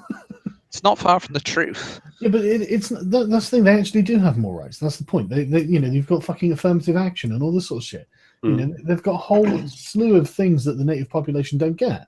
And it's like, no, you can't do this. This isn't totally unequal. And the SJWs are the ones who know that they benefit from it being unequal. That's why it's actually way easier to do a society that's just like fair and reasonable than it is to do what they're doing. Like they've made it really difficult for themselves, and it's really bad. You know what I really don't get about American left and right is that Jesus was a socialist, and yet the right wing uses him constantly in propaganda. Yeah, that's because they were raised Christian and they don't have to think about it. Yeah, but you think if you're a Christian, you would be like against the idea of hoarding wealth. For instance, or for Jesus was black, we was Kangs, and we built the Egyptian pyramids and shit. Brownish, yeah. And I think there's, because sort of a lot of normal people as well sort of fall for the social justice bullshit because they don't know any better. Yeah, they haven't got any and also, like, sort of, I guess the best way to describe them is normies. That's the term I use. They just are normal normies. people. Just normal people who don't understand the intricacies of politics. And what I think needs to be done is we need people sort of like Nick Cohen and people on the stream who are sort of left-leaning to sort of, appeal to them a little bit, but also, demonstrate to them the problems of mass immigration, demonstrate to them the issues. And that's what I'm going to try and do is they're never going to get that, dude. I mean, I had this Sean and Jane guy, he made a video. I've got a hilarious tweet. Wait. He made He made a video criticizing me and the XY Einzelfall map, and he took the 87 arsons were committed in Germany by migrants, at least listed on this map, and 45 or so were criminal negligence, and the rest were deliberately set arsons. And he took this statistic and magically, social justice magic, I guess, turned 87 arsons into 3. So it's just a fucking deliberate lie. Yeah. Just look at the tweet that I'm screen sharing right now. Okay. It's a miracle. Okay.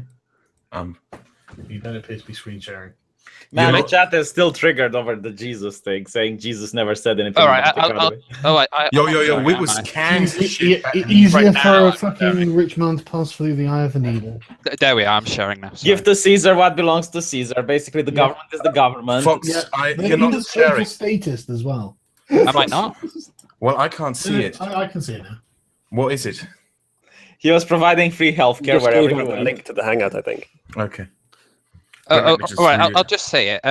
Sean said something to Sargon. He said, "Apologies to Carl, I was wrong. He changed my mind with this rational, persuasive defense of his videos, like a 14-second snippet." And I said, "Yeah, that's not selective quotation at all, is it?" You know, sarcastically. And then he went, "It is actually. It's only 14 seconds of a 30-minute video." Fucking, what is wrong with these people? Like, here's me making my argument. Yeah, exactly. What is wrong with it? Yeah. I'm deliberately misquoting him. I'm taking him out of context. Whatever it is he thinks he's doing. It's like, yeah, here it is. I'm just doing it. Okay, but that's really dishonest. It reminds me of Don't call them dishonest. They'll tell you that you're calling them dishonest too much. Well, I'm sorry if you'd stop being so dishonest. Maybe that's what Tim does to me. So much. That's what Tim does with me. Like every time he's dishonest, I call him dishonest, and then he says I'm calling him dishonest too much. And then I just responded to him saying, "Nothing flies over my head. My reflexes are too fast." Because that's literally, he took the literal interpretation of what I said. These people are fucking thick. Yeah. It's a laughing stock. But what great allies and friends they will make. Yeah. By the way, can we talk about like some things that we're going to do to fight back the mainstream media, or is it going to be for another stream? Right. Okay. Well, we can talk about that sort of thing if everyone wants to, and I think it is important that we do. Here's the thing with the mainstream media, in my opinion, is there's a lot of things wrong with it. I think we can all agree on that. But there's also things wrong with the alternative media. And if we want to sort of go and replace it or try and, revamp it by using our channels as a platform, we need to realize that that comes with benefits and drawbacks. I think we need to be realistic if we're going. No, listen, I don't care about any of that. Right now, my single interest is that the mainstream media is against my interests. And if I have any sign of credibility... Yeah, see, we agree every single time. Seriously, what right do they have to do anything to us? Yeah, this is the thing, right? If you want to reform the alternative media or whatnot, that's your prerogative. You can do that. I'm not going to stop you. In fact, I agree with you. But on this particular issue, on this alliance of unholy people, I'm just going to defend my interests because I don't think it's okay for my AdSense to be cut off when I didn't do anything. Well, not to be a harmful opinions edgelord, but you don't. I don't think you have like a right to a certain amount on your AdSense. But nobody said that. The point is, they took a deliberate action to harm us. Yeah, they don't have it. No, they don't have any right. It's just social pressure. Yeah, it is social pressure on their side. Right, I agree. We do the same thing. I agree, and we can exercise social pressure back. Right? Because if this is the game we're playing, let's see who exercises more social pressure. I'm not talking about right or wrong or anything like that. Started, we should punch back. Why the fuck not? We can. Why? Because violence, which is not okay, right? So if I'm getting punched, I'm being punched and I'm kicked on the ground, I should be. Well, we can't hurt him back because violence is wrong. Turn the other cheek and shit. Yeah, I'm open to the idea of hitting them back. Like this is what I meant by some of the beneficial aspects of acting as a collective. I just think they're more incompetent than they are malicious. I just think they don't understand us. No, they are certainly malicious. Certainly. What makes you say that? I heard them saying conversations with like Ben Fritz, and you see their tweets, and they don't care. I mean, Ben Fritz is connected to like, what was it, Leigh Alexander and a bunch of other Gamergate peeps, and then like you get a leaked email from the Guardian where one person is emailing another, and they say, "Don't talk about Gamergate. Leigh Alexander's coming in to tell us all about it later." No, we know who these people are. Also, These if are you conspirators. look at it historically, then we'll notice that journalism usually was either acting out of self-interest to sell copies, or out of the interest of a government, at least either directly or indirectly via various forms of censorship or various forms of meetings. If you look at the coverage of the Second World War, for instance, in the Western sphere, it's absolutely atrocious. It's basically whatever the government tells us becomes news overnight. Yeah. So, like one of the things we can do to fight this, right, would be to encourage our subscribers, because we have like tens of thousands of people, to gather up news articles where it's like fuck white people and fuck men and whatnot, compile them into an archive, and then find out who their advertisers are and send them. No, wait. I'm just going to repeat what I said in my video. I think the best thing to do in fighting this is to not be deterred and keep doing what we're doing. Just to show. That's certainly what we need to do regardless. Yeah, it's the most Regardless of important anything. thing. Keep doing what you're doing. Keep calm and carry on. That's the most important thing. But that's just the baseline. Don't change a thing. I mean, what we're doing and I don't just mean like YouTubers. I mean like everyone who posts this to somewhere on social media, everyone who tweets about this, everyone who likes a video, everyone who comments on a video, everyone who does anything in what is like, I guess, the community, and literally everyone, just keep doing what you're doing because it's obviously working. Yeah. And I'm going to gamergate this shit. I am going to get all likely-minded individuals who fucking hate the media and gamergate the shit out of their ad sponsors. Yeah. Okay. Well, let's. Okay. Since we all agree that we do need to do something, right? I mean, everyone agrees that it's not fucking fair that this is happening to us. Is that agreed? Yes. Okay. I think that there's just one caveat, though. I think that there's two things that we have to do here in our public statements about this issue. The first one is to show what's happening and show what to do against it, and the second one is a problem. And I think that one maybe hasn't been done enough for some people. I think I would like some more of that. Sorry, can you say the second one again? Because you cut out a bit. And sorry. Yeah. So first is like to follow the issue and expose what they're doing. The second one is to prove that there is an issue, to show the basics, to show that it's not just media bias, to show that it is a coordinated effort by a class against another class. I think Sargon made an excellent video, well researched, the other day, which a trans furry on Twitter thinks it took him 20 minutes to do, but that's besides the point. Yeah, there have been good videos on this, but I think we need to emphasize that because a lot of people don't agree that it is actually an issue. I'm going to share Sargon's video on my channel if he allows me, and I think other people can do the same. That's fine. But no, I mean, it's something that people should be aware about, that it's an issue, right? Yeah. If people don't believe that it's an issue, that's their choice. I mean, I'm not going to force anyone to fight my battle for me, but at least I think that if we don't take a line in the sand now, it's just going to get progressively worse. Sure. And we also need to sort of incentivize people to go to us and say, this is why we're better than the mainstream media. We go. Yes, exactly. And because Vernaculus just mentioned it in the chat, I'm going to mention how great his journalism is, because he told us to mention how great his journalism is. Go subscribe to Vernaculus. Yeah, I love Vernaculus. I think he does fantastic content. And I think it's legitimately good work. I think one of the things we really should do would be to contact politicians. There are politicians that support our views. Yeah, that's what I was going to say, right? It's like, look, there are. That's exactly right. There are politicians who support our views. We should. Don't worry, V, about like going after like their sponsors and stuff. We can do a better job, because the thing is, they're already on the downswing and they know it, right? And I think a large part of it is just how repugnant their fucking editorial policies are. I think we're going to have less success with that, to be honest. You think so? When you, especially with, it doesn't matter. It doesn't matter. But what I mean is, what we need to do is go straight to politicians. We need to go to the companies themselves and the politicians, bypass the media completely. If people want to help and get involved as like a big community project, basically, they should do that.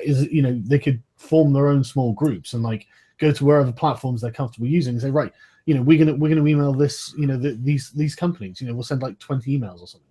Imagine this, right? If Le Pen comes in support of YouTube and free speech, and then the media attacks Le Pen, everyone who's a voter of Le Pen is going to fucking despise the media. Yeah, but the ultimate goal would really be to get Donald Trump to tweet out in support of YouTube as a platform that's indispensable for free speech. Imagine if the president of the United States. as like if say Le Pen said that and then the media jumped on her, I'm not a Le Pen supporter, but if she did that and then the media jumped on her, I would be more sympathetic to her cause. I think it would get her a lot more voters. It would be it would be mutual interest, basically. I honestly don't think that in a year where people were slaughtered on the streets of Paris, in a concert hall and in cafes, people really give a shit about YouTube in France. Maybe not. That's why. Yeah, that's why I suggest Donald Trump. I just gave it as an example. Yeah, right. Donald, listen, Donald Trump is the ideal one, right? Because he's connected closely to Steve Bannon, and Steve Bannon understands that YouTube is important. I think he understands that there was a huge amount of pro-Trump content on YouTube, and hardly any pro-Hillary. But there was nothing pro-Trump in the mainstream media, and I think he is aware of the influence that had on the election. And I think it probably did have an influence on the election. And massive influence, I think. Absolutely. I think so too. And I think that he could easily get Trump to tweet something in support of it because he's got a complete interest in doing so. I think the right wing has an interest in preserving YouTube the way it is, because YouTube has become the voice of the people. That's the thing. Because of the alternative media, we managed to uncover a lot of things, like Hillary rigging the elections, a lot of cronyism going on and stuff like that.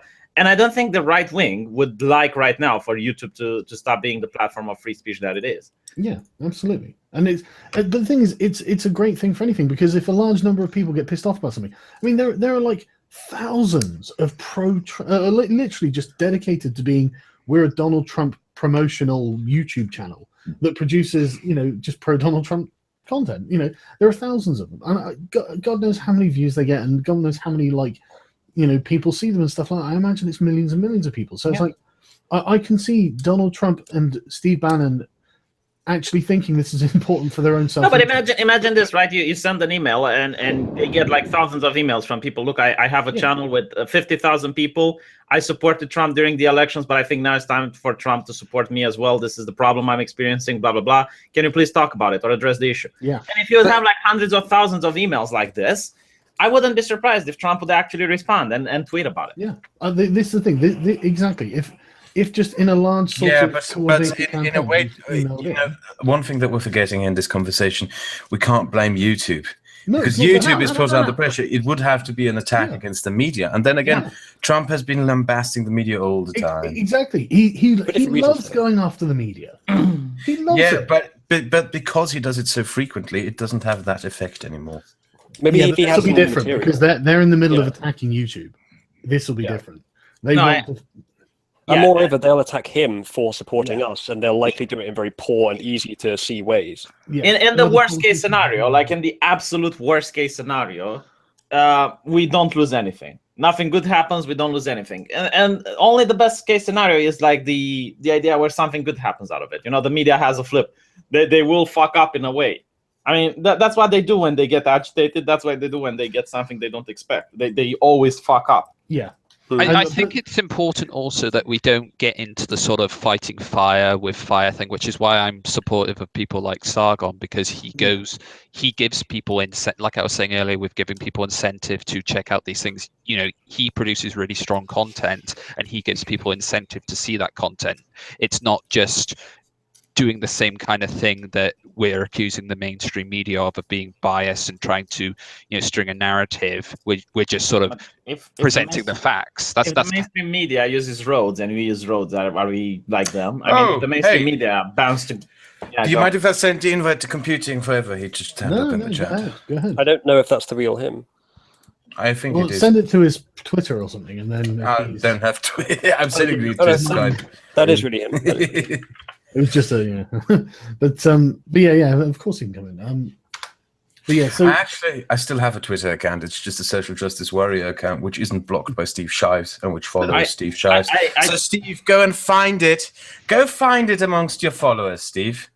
Have fun. Yeah, but seriously, I think we should be, looking at the highest that we can get to, and I think it's actually possible for us to get fucking Trump to actually pay attention to this issue. And if he does, then everyone has to talk about it. And then it's like, is YouTube a free speech platform? Is it important for free speech? Is it important for just the general public? And when you sit there and think, right, 5 billion views a day, 900 fucking million unique users, I'm pretty sure that you could say that's large enough for it to be, at least considered. Yeah. And the thing is, now we have faces. It's not just like in Gamergate. It was like a bunch of grassroots movement. Now we actually have faces. They have to come to talk to you, and it's going to be very hard to get. They don't necessarily have to do that, but like, I mean, like for example, like if you're a voter, if you're a Trump supporter, for fuck's sake, what you can do is, you know, if you voted Trump, go in your house, fucking take a selfie with you with wearing your MAGA hat or something, and go, I voted for you, and you know, my favorite YouTube channel is looking like it might end up, you know, it's being attacked by the media. It look like it might shut down or something. I want that to happen, so I'd like you to talk about this, please. That's all. Is that not a bit hyperbole though? Like, I don't think it would actually. No, I don't think that's hyperbole at all. I think they've been asking them to pull a bunch of videos. There are advertisers who are specifically targeting anti-SJW content. The media themselves, like BuzzFeed and all that, they specifically lump us in the same category. I don't think it's hyperbole, and everyone's AdSense has gone down by like 40%. It's been a really colossal fucking drop, and it's like, I actually don't use AdSense. Okay, that's great, but like, what did Boogie do to deserve this? Yeah, what did the female, you know, the teenage beauty bloggers do to deserve this? Nothing. You know, this is bullshit. This is absolute bullshit, and it's obviously an attack on YouTube itself, because YouTube itself is doing really fucking well, and it's supplanting them, and they know it.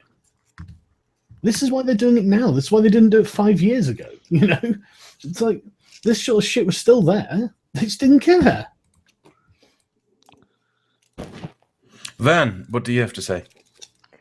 I actually don't have much to add. I mean, I just well, everyone was expecting you. Everyone wanted you to join. Yeah, I know. Everyone, they expect me to say something cogent, but you know. Would you like to use some skepticism? We have quite a lot of it floating around. Can we talk about the things we also talked about when we were on the Skype group, or do you want to keep them secret? Yeah, not yet. I think it's just like I don't know. That's the thing, but I think I mean I've got some ideas, but I need to keep them keep my cards behind my chest to make them work. Because if I say them, then people in the stream, you'll find out about it in like 1 week or so, and when you find out, you'll see why. Anyone can do anything that is actually going to be useful. You know, like it's people. I'm sure, like people in the chans and in Reddit and stuff, they'll have great ideas. Undoubtedly, I think Gamergate, you know, fucking Keemstar's idea was fucking brilliant. And I thought the guy was a moron, but the idea he had was fucking brilliant. It was poorly implemented, I'll give you that, because Coke pulled out, right? Yeah, but no, I still think it's a good thing, because now companies know that YouTubers are willing to support them. We have a bigger platform, so we can actually do more advertisement for them than the mainstream media does. And that campaign also said that the first company who comes back is going to be advertised by Keemstar and everyone else.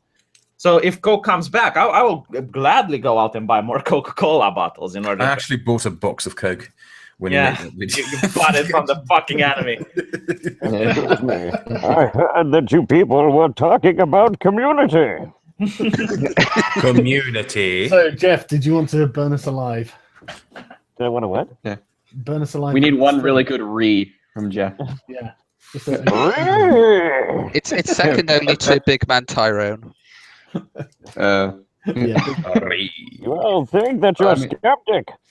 You only think so. I was born in it. I think. What do you reckon to this, Sven? Yeah. I think one of the main things that people like us have to contend with is that it's possible that we could get completely bulldozed here. Yeah. Mm-hmm. So if tactically we can't have all of our income be dependent on AdSense and things like that. We need, if the enemy has their finger on our income dial, they can turn it off whenever they want. Go after the other. The Wall Street Journal. Hang on. No, this is important, right? Wall Street Journal is going to make an article eventually saying that Patreon is sponsoring racist content, and then Patreon is going to do the exact same shit. The exact same playbook is going to be played again for whatever other income we get if we don't draw a line in this. Actually, I'm not sure that's true, because that happened to the Sarkeesian effect during Gamergate, and they came down on the side of the Sarkeesian effect. Yeah, but it wasn't as big. Right? Yeah, that's true. I mean, so. But it is certainly a possibility.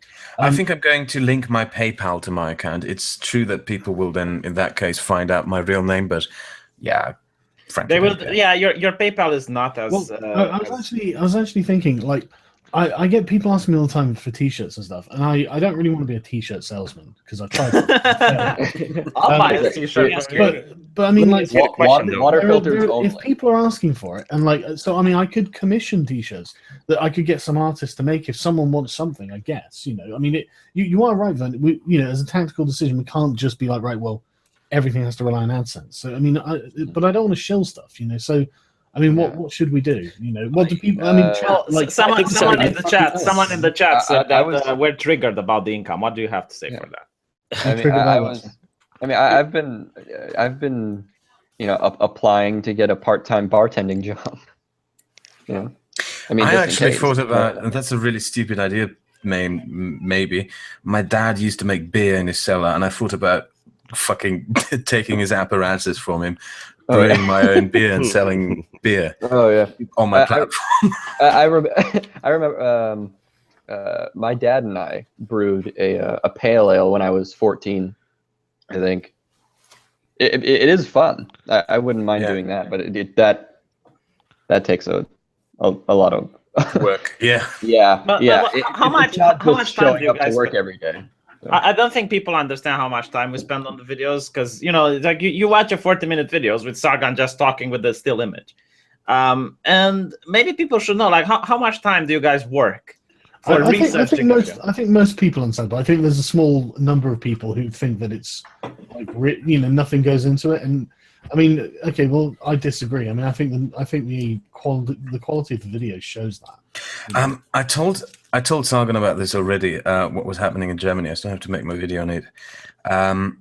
First off, there's a law in the German Parliament which is due to be passed very soon, which essentially requires all social media companies operating in Germany to make 4 annual reports, meaning they have to make one quarterly report every 3 months, and send it to the government, detailing all so-called hate speech and hateful activity on their platform, including information on their data on the users who engage in hateful activity on their platform.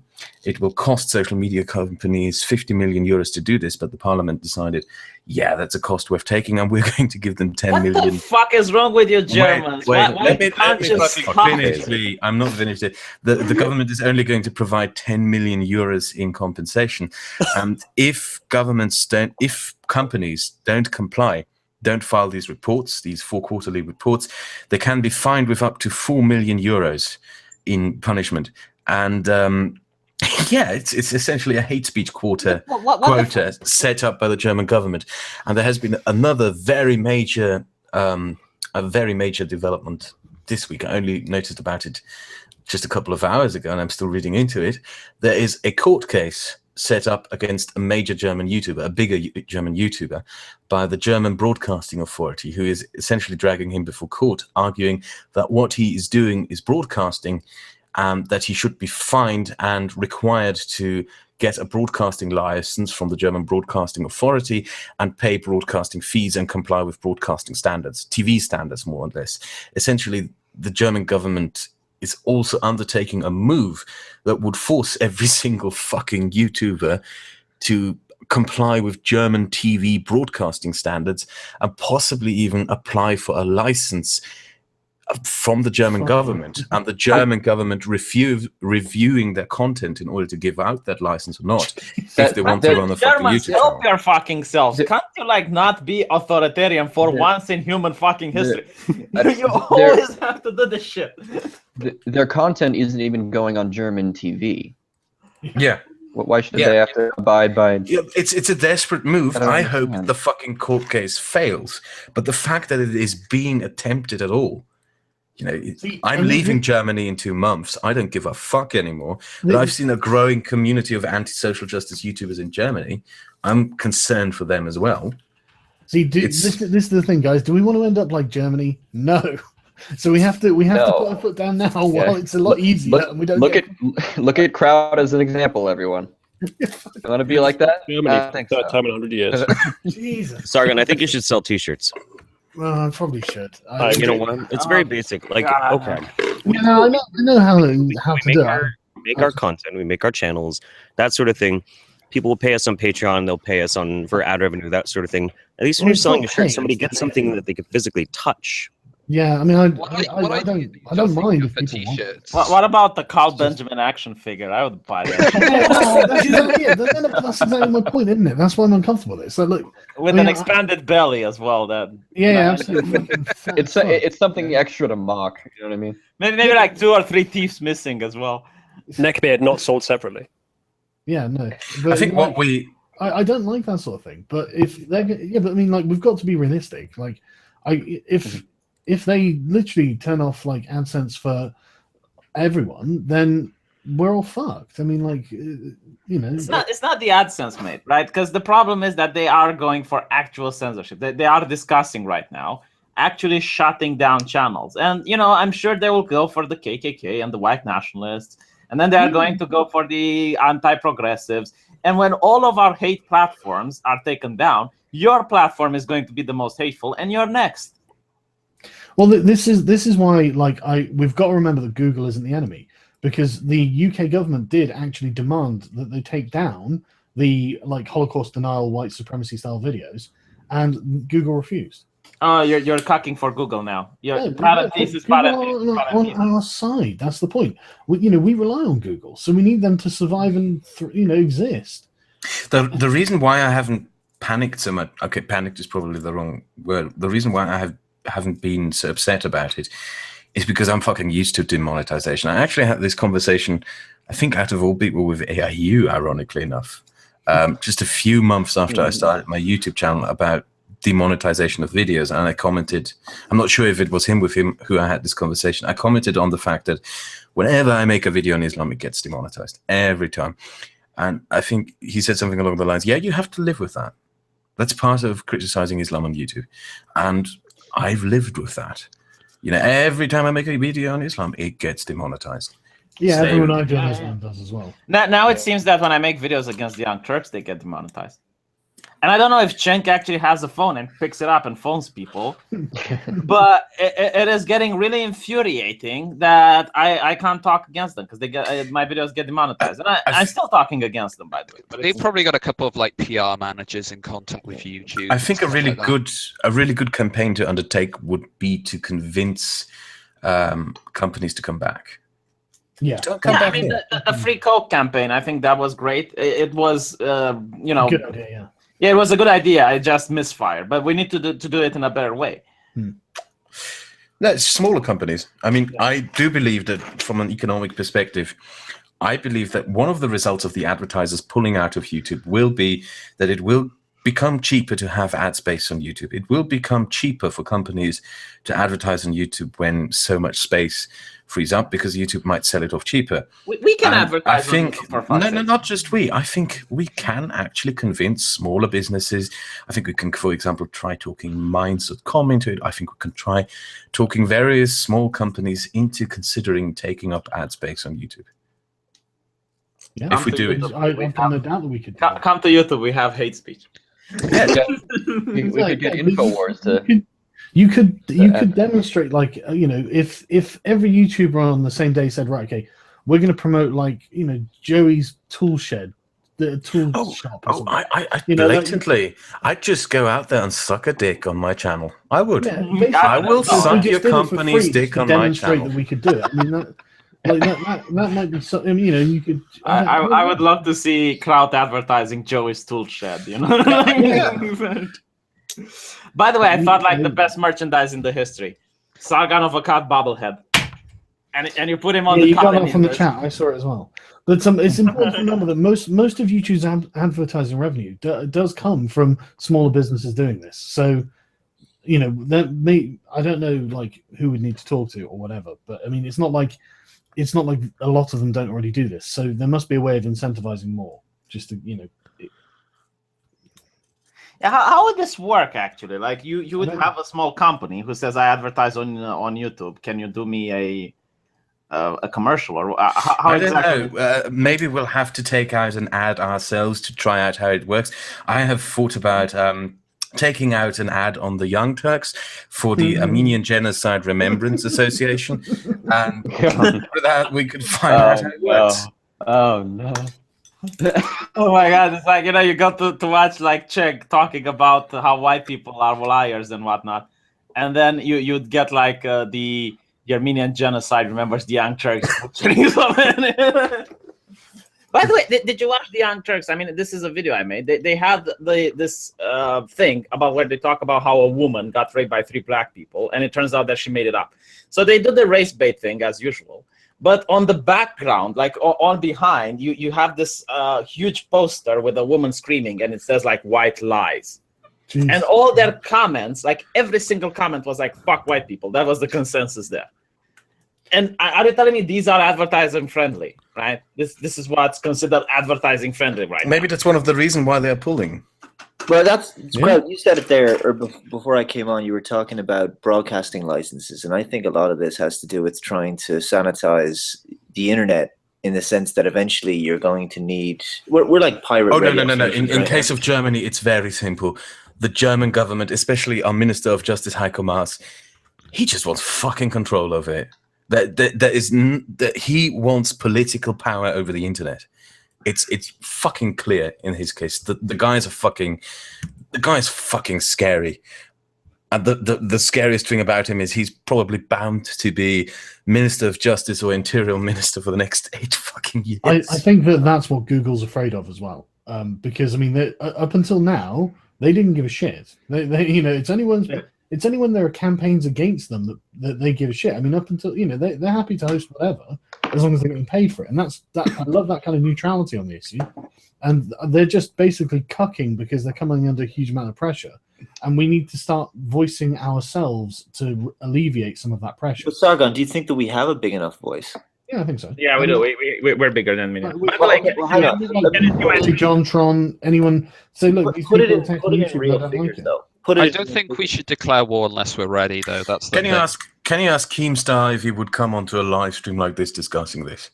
Yeah, I'm sure. That is the kind of power that we would have to wield. Yeah, well, no, I'm absolutely certain I can get these people on. Yeah, because I mean, if it's limited to us. Yeah, no, we that's the thing. I mean, like Jenna Marbles was in a fucking like a podcast the other day. She said, so I was watching one of Sargon's videos, blah, blah, blah, and I was thinking, oh fucking hell. I'll be right back. I'll open the whiskey. Yeah, but by the way, while you do that, okay, hang on. It's entirely in everyone's interests. So like, there's no reason why they wouldn't want to cooperate. No, absolutely. And I think that we can do this. I think we actually. I think they know that. Listen, right. If PewDiePie and John Tron both put out videos saying basically, look, the Wall Street Journal, the Times, cost me. I mean, and we're literally talking millions of dollars, and just gives the exact amount of dollars. And this is how much they cost me. I didn't do anything to them. All they did is come after me for some stupid fucking jokes, and they, for reasons unknown, for their own fucking reasons. But who can, I can only speculate on. But fuck these people. Why the fuck should this be allowed? So what I'm going to do is I'm going to write an email to Donald Trump or whatever and say, look, can you just get these people? Can you get some politicians to fucking get on our side? Because there are a lot of us and we're pissed off about it. And if you feel the same, here's his email address. And then, you're going to get loads of them doing it just for the fucking crack. But they're going to get millions of emails. You can also show things like this, like I'm showing on my screen, right? And you say, well, these people aren't hard. And they are promoting like the same division and the same horrible ideology that they claim we are claiming. I mean, look at this shit. Look in the background. Isn't this manipulative and subliminal as fuck? I can't see it, unfortunately. And I'll present it to you. Right. But it's really interesting. Like, Cenk and Hassan look like they're in prayer. No, honestly, like this entire video is on the consensus that fuck white people. And this woman, this black woman is saying... I know. The Young Turks suck, man. Yeah, and this black woman is saying, it's like, I have to tell my child not to be aggressive towards the police, and it's so tiring. And I'm like, bitch, when is the good idea to be aggressive to the police, and why is it tiring to educate your child? Question. That's kind of not really the issue, is it? No, but my point is, right, they get away with things like this. Imagine if I would have my channel and I would say black lies or like some white guy being beaten by blacks, and I would say like blackout in the in the background. Actually, you just made me have a really an idea. We can point out other channels which will not be affected but do the same thing. Yeah. For example, Al Jazeera, which has a YouTube channel and which reported on the Nice terrorist attack as if it were a truck accident, or Or Press TV, the official Iranian news broadcaster, which is filled with just Holocaust denial bullshit. They're not going to get demonetized. Imagine if you'd have like Jewish lies instead of or anything like that. It would be horrible. Yeah, we know the arguments. We don't need to have them. All we need to do is think about what.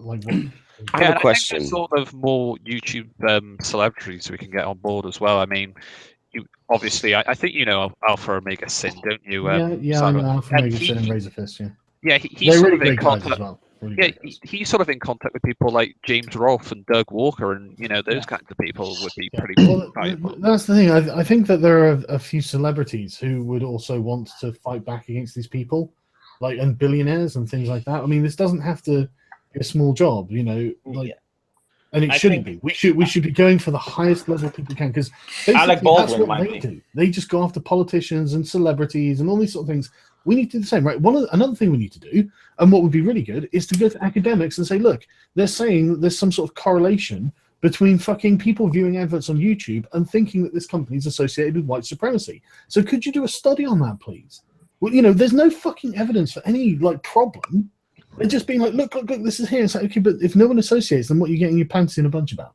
Sargon. I think the study might be in against what you want to the study to find. I don't know. That's the thing. I don't know. I mean, now that the media wrote so many articles about it, and you're asking for people, it's like, if you see a Coke commercial on an ISIS video, do you think Coke is sponsoring ISIS? And I think people will say yes. Oh God, do you think we control? Do you think they'd say yes? I don't think they would say yes. I don't think they'd fucking say yes. I think everyone knows exactly how the algorithm works.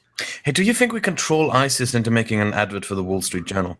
That would be hilarious.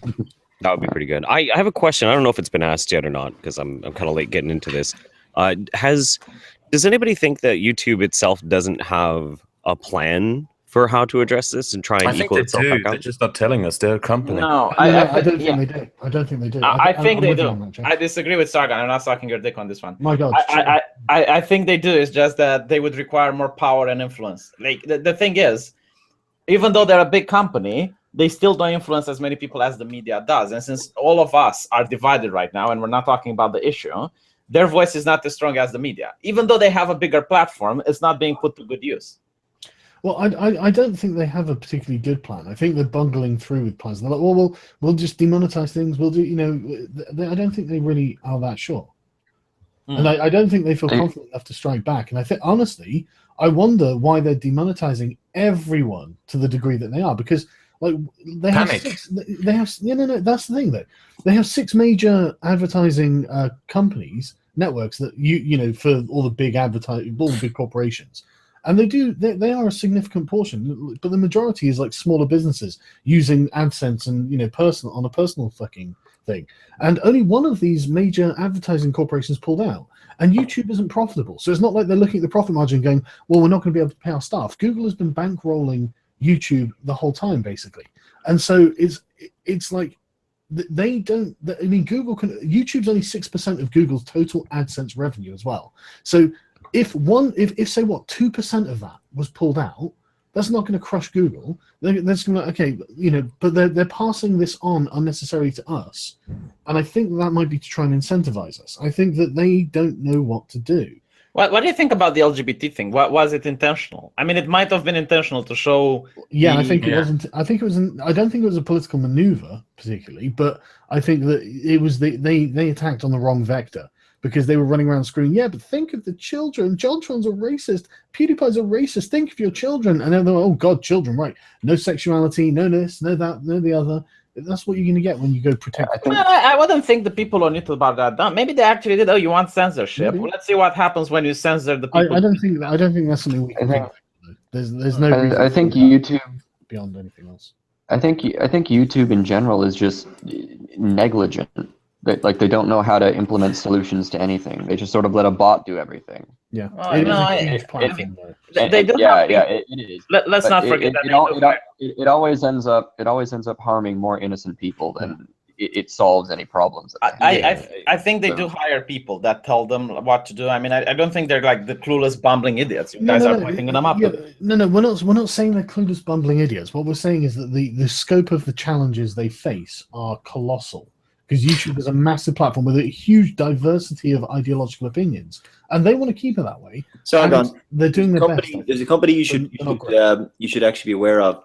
It's called, just on a side note, Grammarly Incorporated. You may have seen their ads. They've been running pre-roll ads for the last 2 days and heavily today on YouTube, and I think they deserve a shout out in the manner similar to how Keemstar was suggesting with Coke. They're an English language writing enhancement platform, and they've been really diligent. They have not backed down since the boycott, so I think they deserve some credit for that. Why them in particular? Just out of interest. Hmm? Why them in particular? I've never heard of them. No idea, but they're one of the companies that stuck around, and I think that deserves some credit. There are loads of companies sticking around. That's the thing. Yeah. You know, that's one that I've noticed a lot, though. A lot. Yeah, we should make a lottery. Yeah, but this is the thing. This isn't out of financial pressure that Google's worried. You know, it's not been a lot of money that they've lost, really, comparatively. But I think they are worried, as Kraut was saying, about politicians getting involved. You know what we can do? I actually have a really good idea. I actually have a really good idea of this. We could just make a list of the companies that advertise on Google, and we put them in the video description, and we say these are the companies that are still with us. And every single video, when you advertise. But that's this thing. There are thousands and thousands of companies. We can actually endorse them. I mean, IKEA still advertises on YouTube. Just you can film pick yourself. A select few sort of thing, but it's like I think it would be better to fight them on a political level because they, or at least initially, initially get politicians involved, because that was the purpose of what they did. Honestly, right now, dude, right now we're on the defensive. Yeah, that's why we should go on the offensive. Well, we first have to collect our forces. We first have to build up our stance. We can't just charge into battle ungrouped, unorganized. No, of course, I'm not saying don't organize. I'm just saying not just organize. We have to build the power for an offensive, and to do that, we first have to show, for example, that we are on Google, that we on YouTube's side, that we support them in this. We have to rally people who are bigger than us, and we have to continue as we do always, making videos and so forth. For now, it is the most important first steps are to organize ourselves and not to go on the offensive blind. We have to nationalize YouTube. I'm not saying go off half-cocked or anything. Don't like just jump and do anything that comes to mind. But like if we're pointing a direction towards the politicians would be good, because at the moment the politicians attacking Google are saying hate speech, and the argument against that is free speech, and we need politicians making the argument of free speech against the politicians making the argument of hate speech, because the politicians are what intimidates Google, because they have the power to legislate. So we need to get politicians on the other side to balance out, to make them less afraid, because I think a lot of this is in their heads. Because to be fucking fair, Google could just buy the publications who are drumming up this shit. That would be scary. No, that would be really scary if that happened. To be honest, that would bother me. They can't do, before like a massive shit show happens and a bunch of legislation gets passed, and suddenly you've got the German government approving or disapproving YouTube ads as they fucking videos as they want. Google doesn't want that. That's not in their interest. Fucking hell. And that's why they're like, oh, we're demonetizing. And the way they put it in the statement is like, this is to protect our creators. And I think that it is. Because I think, like you say, like the Germans, the German guy, he's trying to control things. There are definitely politicians in Britain who are trying to control things. That's exactly what Jess Phillips wants. She's literally been saying it for years. So we need to get politicians on our side kicking up a stink about free speech over this issue. That should be like once, and I agree, we should all organize, plan, like get together, talk, and like say, right, okay, on this date, then we do X or something, and lots of YouTubers cascade it and whatnot. I definitely think that sort of thing should happen, but I think the direction should be in the direction of the politicians, rather than like. But I'm not saying, and I'm not saying that afterwards we don't like incentivize companies. Absolutely, second step. Right now we incentivize companies to get advertising on YouTube. See if we can do things. Do anything else that's exciting and interesting and fun, basically. But we need to go on the attack. We need to go on the attack. We're defending way too much. We're defending badly. We're not very good at defending. That's my thoughts. What do you guys think? I agree. I'm sucking the dick right now. Suck the dick. What do you reckon, Isli? I don't think he's here. Okay, Vernaculus, what do you think? Well, my network connection is experiencing difficulties. Can everybody hear me? Yeah, I can hear. Okay, all right. Well, just to kind of not necessarily shill what I'm doing, but I was invited to speak at the University of El Paso to a college Republicans conference. Do it. And thanks. And the entire thing is going to be about freedom of speech. Nice. Awesome. So I think that considering how politics operates, you know, the Democrats are sort of judged by how anti-Republican they are and vice versa. Mm-hmm. I think the best avenue of approach for politicians or freedom of speech or things like that are people on the right wing. They probably are, yeah.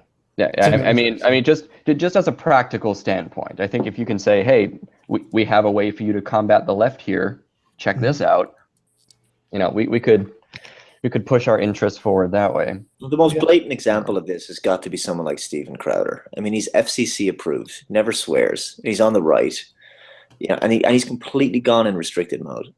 And then you have the Young Turks, and it's just a swearathon, right? Because it's real news, right? It's real talk. Right, and they're fine.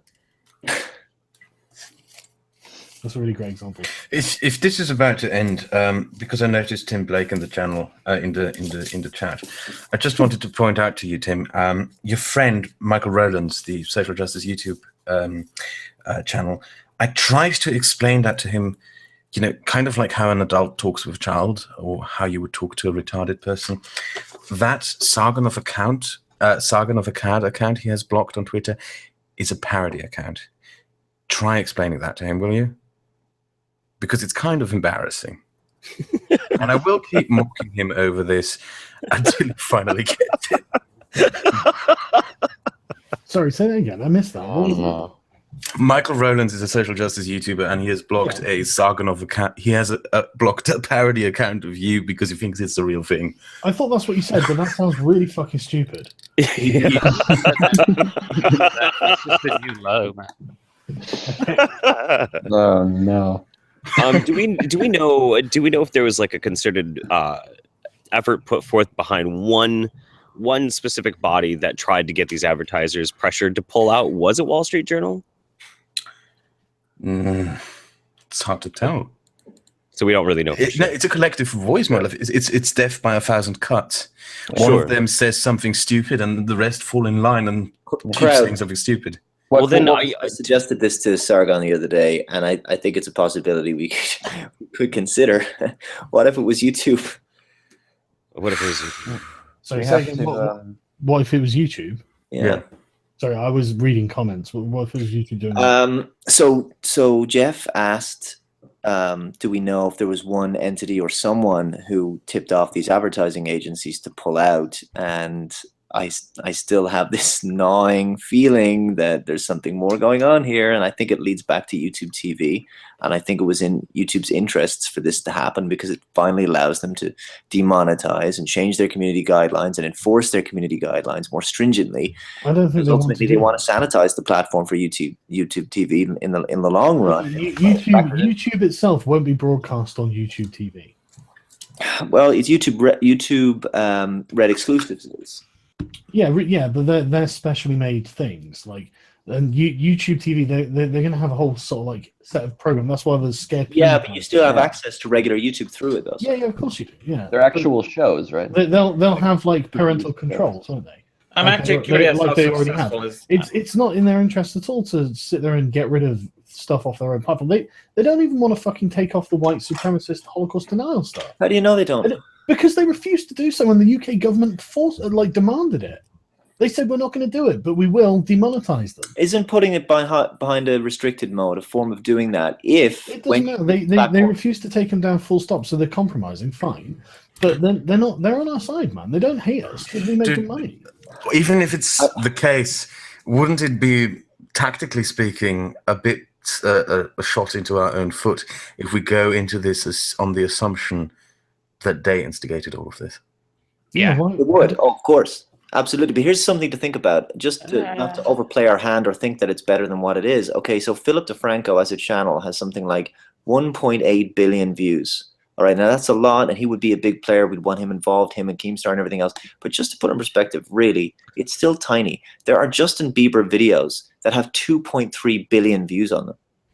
Yeah, but that doesn't really matter because that's not. I think it does, because views are money, and look, this is just a clicks industry at the end of the day. It's about eyeballs, and I don't think. Yeah, but the thing is, they've made it. People are clicking on Justin Bieber for a different sort of purpose. Like they're not sort of looking for information; they're just listening to music, basically. Yeah, but it's with that. What they're talking about is influencers. I've actually I found an article on something earlier that I was going to go and do a little video on. Look how YouTube markets itself. You look at YouTube advertisements. How does YouTube market itself? It doesn't market itself with the clicks of Justin Bieber videos. It markets itself with its celebrities. Yeah. So I do think that YouTube puts value into its YouTube stars. That's something exclusive because you can see all those music videos. You know, you can hear them. You know, the music on the radio. You can see the music videos on like MTV and channels like that. So when they have something unique, they want to protect it because it's something that will keep, that will bring people back. Okay, well, so a contradiction to that would obviously be PewDiePie. They shat on their biggest star, so they don't particularly care, do they? Well, that was a PR storm, unfortunately, and YouTube didn't have anything to do with that. Well, that was Disney and Maker. YouTube. Yeah, I thought YouTube did something as well afterwards. Oh, they dropped it from YouTube Red, which they didn't have to do, and of course, I mean, he's showing up apparently less in recommended feeds, which is. Well, I don't know. His show got cancelled. I haven't got any data. YouTube Red show got cancelled. Yeah, but I mean, that's not like them demonetizing his platform or anything. Right. I think that was just to avoid a shitstorm. Yeah, exactly. Probably. Damage control. Yeah, and that's the thing. The shitstorms. We should start sending shitstorms their way. We don't. They keep doing it to YouTube. It's like, okay, well, we can send them shitstorms. It's much easier to do it if you're dishonest, though. It's harder to do it if you're being honest, I think. Oh, I think we can do it by being honest, actually. I never thought in a million years I would say this, but I agree with Keemstar that maybe fucking with another entity is actually kind of a good idea by fucking with the Wall Street Journal. Oh yeah, we should be trying to ruin these people. That's the thing. They're trying to ruin us. I mean, yeah, but we should be playful when we do it. We should have fun doing it. Sure, absolutely. That's just sort of like Linsky 101. But like, these people are trying to ruin us because we are ultimately going to ruin them. I mean, 10 years down the line, what do you think their market share is going to look like? We're going to force them to evolve. Yeah, exactly. We'll force them to change, or they'll become ruined, and that's fine. As long as they stop fucking trying to fuck up, what we're doing, then I don't care what they do. But if they start trying to fuck up what we're doing, then we have to do something. Yeah, it's kind of an adapt or die situation. Yeah. Yep. It's like look at what happened with cable TV. It's a dying medium. Either you have to adapt or you're gonna die. It's the same thing. Print media is already fucking dead. I don't think print media is going to die that quickly. I do think that they still have. I think they're still capable of turning things around in that sense. Things get better. Sure, it could. But right now, they're just. Yeah. It could, but I mean, you're going to have to persuade some people who seem pretty deeply entrenched in their positions that, in fact, maybe they shouldn't be. Oh no! I don't see these people changing at all. I just think that people like Vernaculus will, in 10 years' time, be editors at places like the New York Times and so forth. Yeah, that would be a good. Definitely. See, that's what a culture was about. It's about getting the values that you support in the places that control society, basically. It's not that you need to, you don't need to do anything. You basically just need to try and do something in society. It's like you don't have to hurt anyone. It's just and they're doing exactly the same thing to us. That's why we're all fucking disaffected rejects on the edge of YouTube. That's where we all started. We all started that way, and then we started talking about the things that are happening, and suddenly they're writing articles on us, and suddenly they're attacking YouTube. Suddenly it's crazy. I have this German friend. He's watching the stream. He just sent me this message. Fuck, I have to translate it into English. Schau mir euren Stream gerade an. I'm just watching your stream, and there's a problem that I would like to point out. Content dahinter steht der Interesse, niemand so lange Backlash. The problem is backlash for companies. I, as someone who owns a business, don't want my advertisements anywhere where there could be a backlash against me by potential customers contacting me. The main problem is that the mainstream media doesn't give a damn because there's so far been no backlash against it when it behaves falsely. Yeah. I mean, one of the things that we could do is like mass email the CEOs of the company that owns the Wall Street Journal with literally a little expose that, say, Nicholas Monroe writes up, saying, look, these people have acted in bad faith. They have specifically misrepresented PewDiePie's content, and then they took it to Disney in order to get him dropped to cost him millions of dollars on purpose. We don't appreciate this, and therefore we're going to be boycotting your fucking everything that this parent company owns. We're boycotting, and again, tweet photos of yourself with a product of one of these companies. And if they receive fucking 10,000 of these emails in a day, they're going to shit a square brick. This is how they are going to absolutely piss their fucking pants. You know, this is what I mean. We have to go on the offensive. And I mean, politicians, email campaigns, it's all good as long as we like do it to its most effective degree. I mean, that is, you know, that's the most important thing. Like, you know, encouraging other companies and stuff. So what we should basically do is like set out 3 stages of things for everyone to do. Everyone, you know, we'll talk it out or whatever, and be like, right, this first, that first, and then that, and yeah, then just choose an order. You know. Hey, I gotta bounce here in a second. I just wanted to leave just a quick little quote. You cannot be subversive if you're not first successful. So just keep that in mind, guys. All right, well, take it easy, Jeff. Right, does anyone else want to say anything before I wrap the stream up? It's just we'd had this discussion because we started it as a fucking drama stream, and we ended up discussing the very big threat that we are all facing right now. Well, this is what community does, isn't it? It's not just about the community. But it is about like the continued existence, because everyone here, everyone watching, everyone who does anything, you know, even just views the videos and like subscribes to the channels, you know, if everyone makes up this community, it's not just the personalities with the microphones, you know. And so anyone who gets anything out of it, if you don't want it to go away, we've got to do something. You know, Tim has just been swarming the chat with messages of Trump is anti-internet freedom and so forth and so forth. I think these people will not be reliable on this front in any fucking way. You will never be able to rely on a Francesca Ramsey or so forth to support this kind of cause, because they're all selfish, egotistical, narcissistic fucking assholes. There's no way. But they care more I think they'll work Trump. against us. Here's the thing: they care more about Trump than the actual issue. They're letting their hatred of Trump. I mean, I don't like Trump, but I would be happy to work with Trump on this issue. They would burn YouTube to the ground as long as they can be the soul-screeching voice of fucking social justice on this platform of ashes. Yeah, that's it. Jack Dorsey's doing exactly that with Twitter. Yeah, people are tribal ideologues. They don't give a shit. Sargon, they will actively work against us, even though it will hurt them, because they know they can make the jump to the mainstream media because they have content. The reason I've always kind of questioned, you know, that I still kind of disagree with you a little bit on whether Google and indeed YouTube are really on our side is just the vagueness of the terms of service and the fact that they seem deliberately worded to be vague so that they can be applied where. Well, why wouldn't they give themselves that power? Yeah, I think that they do that out of YouTube is not a democracy. It's a company. We should never forget but that. That's the problem, Fred.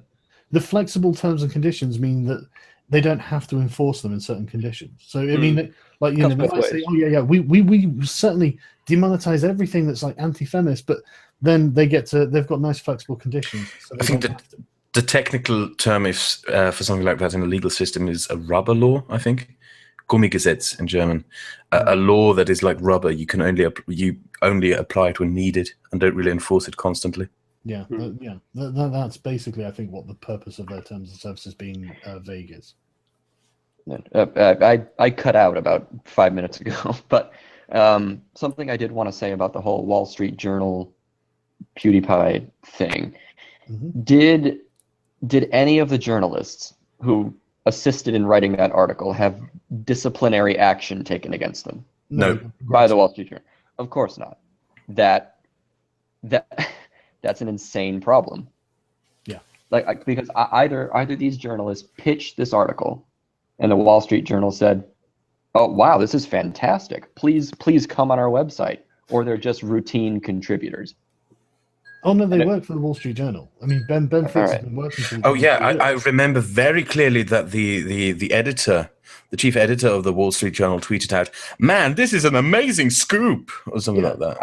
Let's scoop a bunch of YouTube videos that millions of people. It's like with the Times. The Times has investigated and found that there's adverts on Holocaust denial. So you watch some videos. You didn't even watch the whole video. You just until you found an advert come up. Are you going to call that an investigation? Is that a scoop now as well? Is it you fucking hacks? Honestly, no. They know full well how the system works. They know that those ads appearing there are not an endorsement necessarily of that content. But I would also go after the BuzzFeed article, which was perhaps even more vicious of you, David Seaman, those Watson. Actually, they were remarkably generous. They were remarkably generous. They call me a PC watchdog, which is actually an accurate term. So I'm happy. But the fact that they referenced this is the dark part of the internet. This is that AdSense is responsible for this. Google is empowering and supporting these people financially. That's really where it started to begin, at least for us. Do you remember Joe Bernstein's takedown of Samuel Hyde, when Samuel Hyde and his crew had his TV show? What was it called? World Peace. And Joe Bernstein essentially took it down, managed to get it off TV. Yeah, that I think is a probing. That's when they started to figure out how much power they may have, flexing the muscles in a way. Yeah. So we need to start pushing back, because otherwise they're just going to keep doing it. We need to get editors of publications to do their goddamn jobs. Well, yeah. Or we create our own publications. Yeah, but it's difficult when the editors, are completely on board with everything that's being done. This is sort of an idea that I've had for a while. I think I mentioned it to Sargon like ages ago, but it's sort of like a skeptic forum in a sense, like a forum where people can just come on and discuss their ideas and. Everyone can have their own Discord server. I mean, I have a public Discord server. Forum won't help. More sort of universal. For like something like Heat Street. That's what I'm thinking. A publication, just a paper.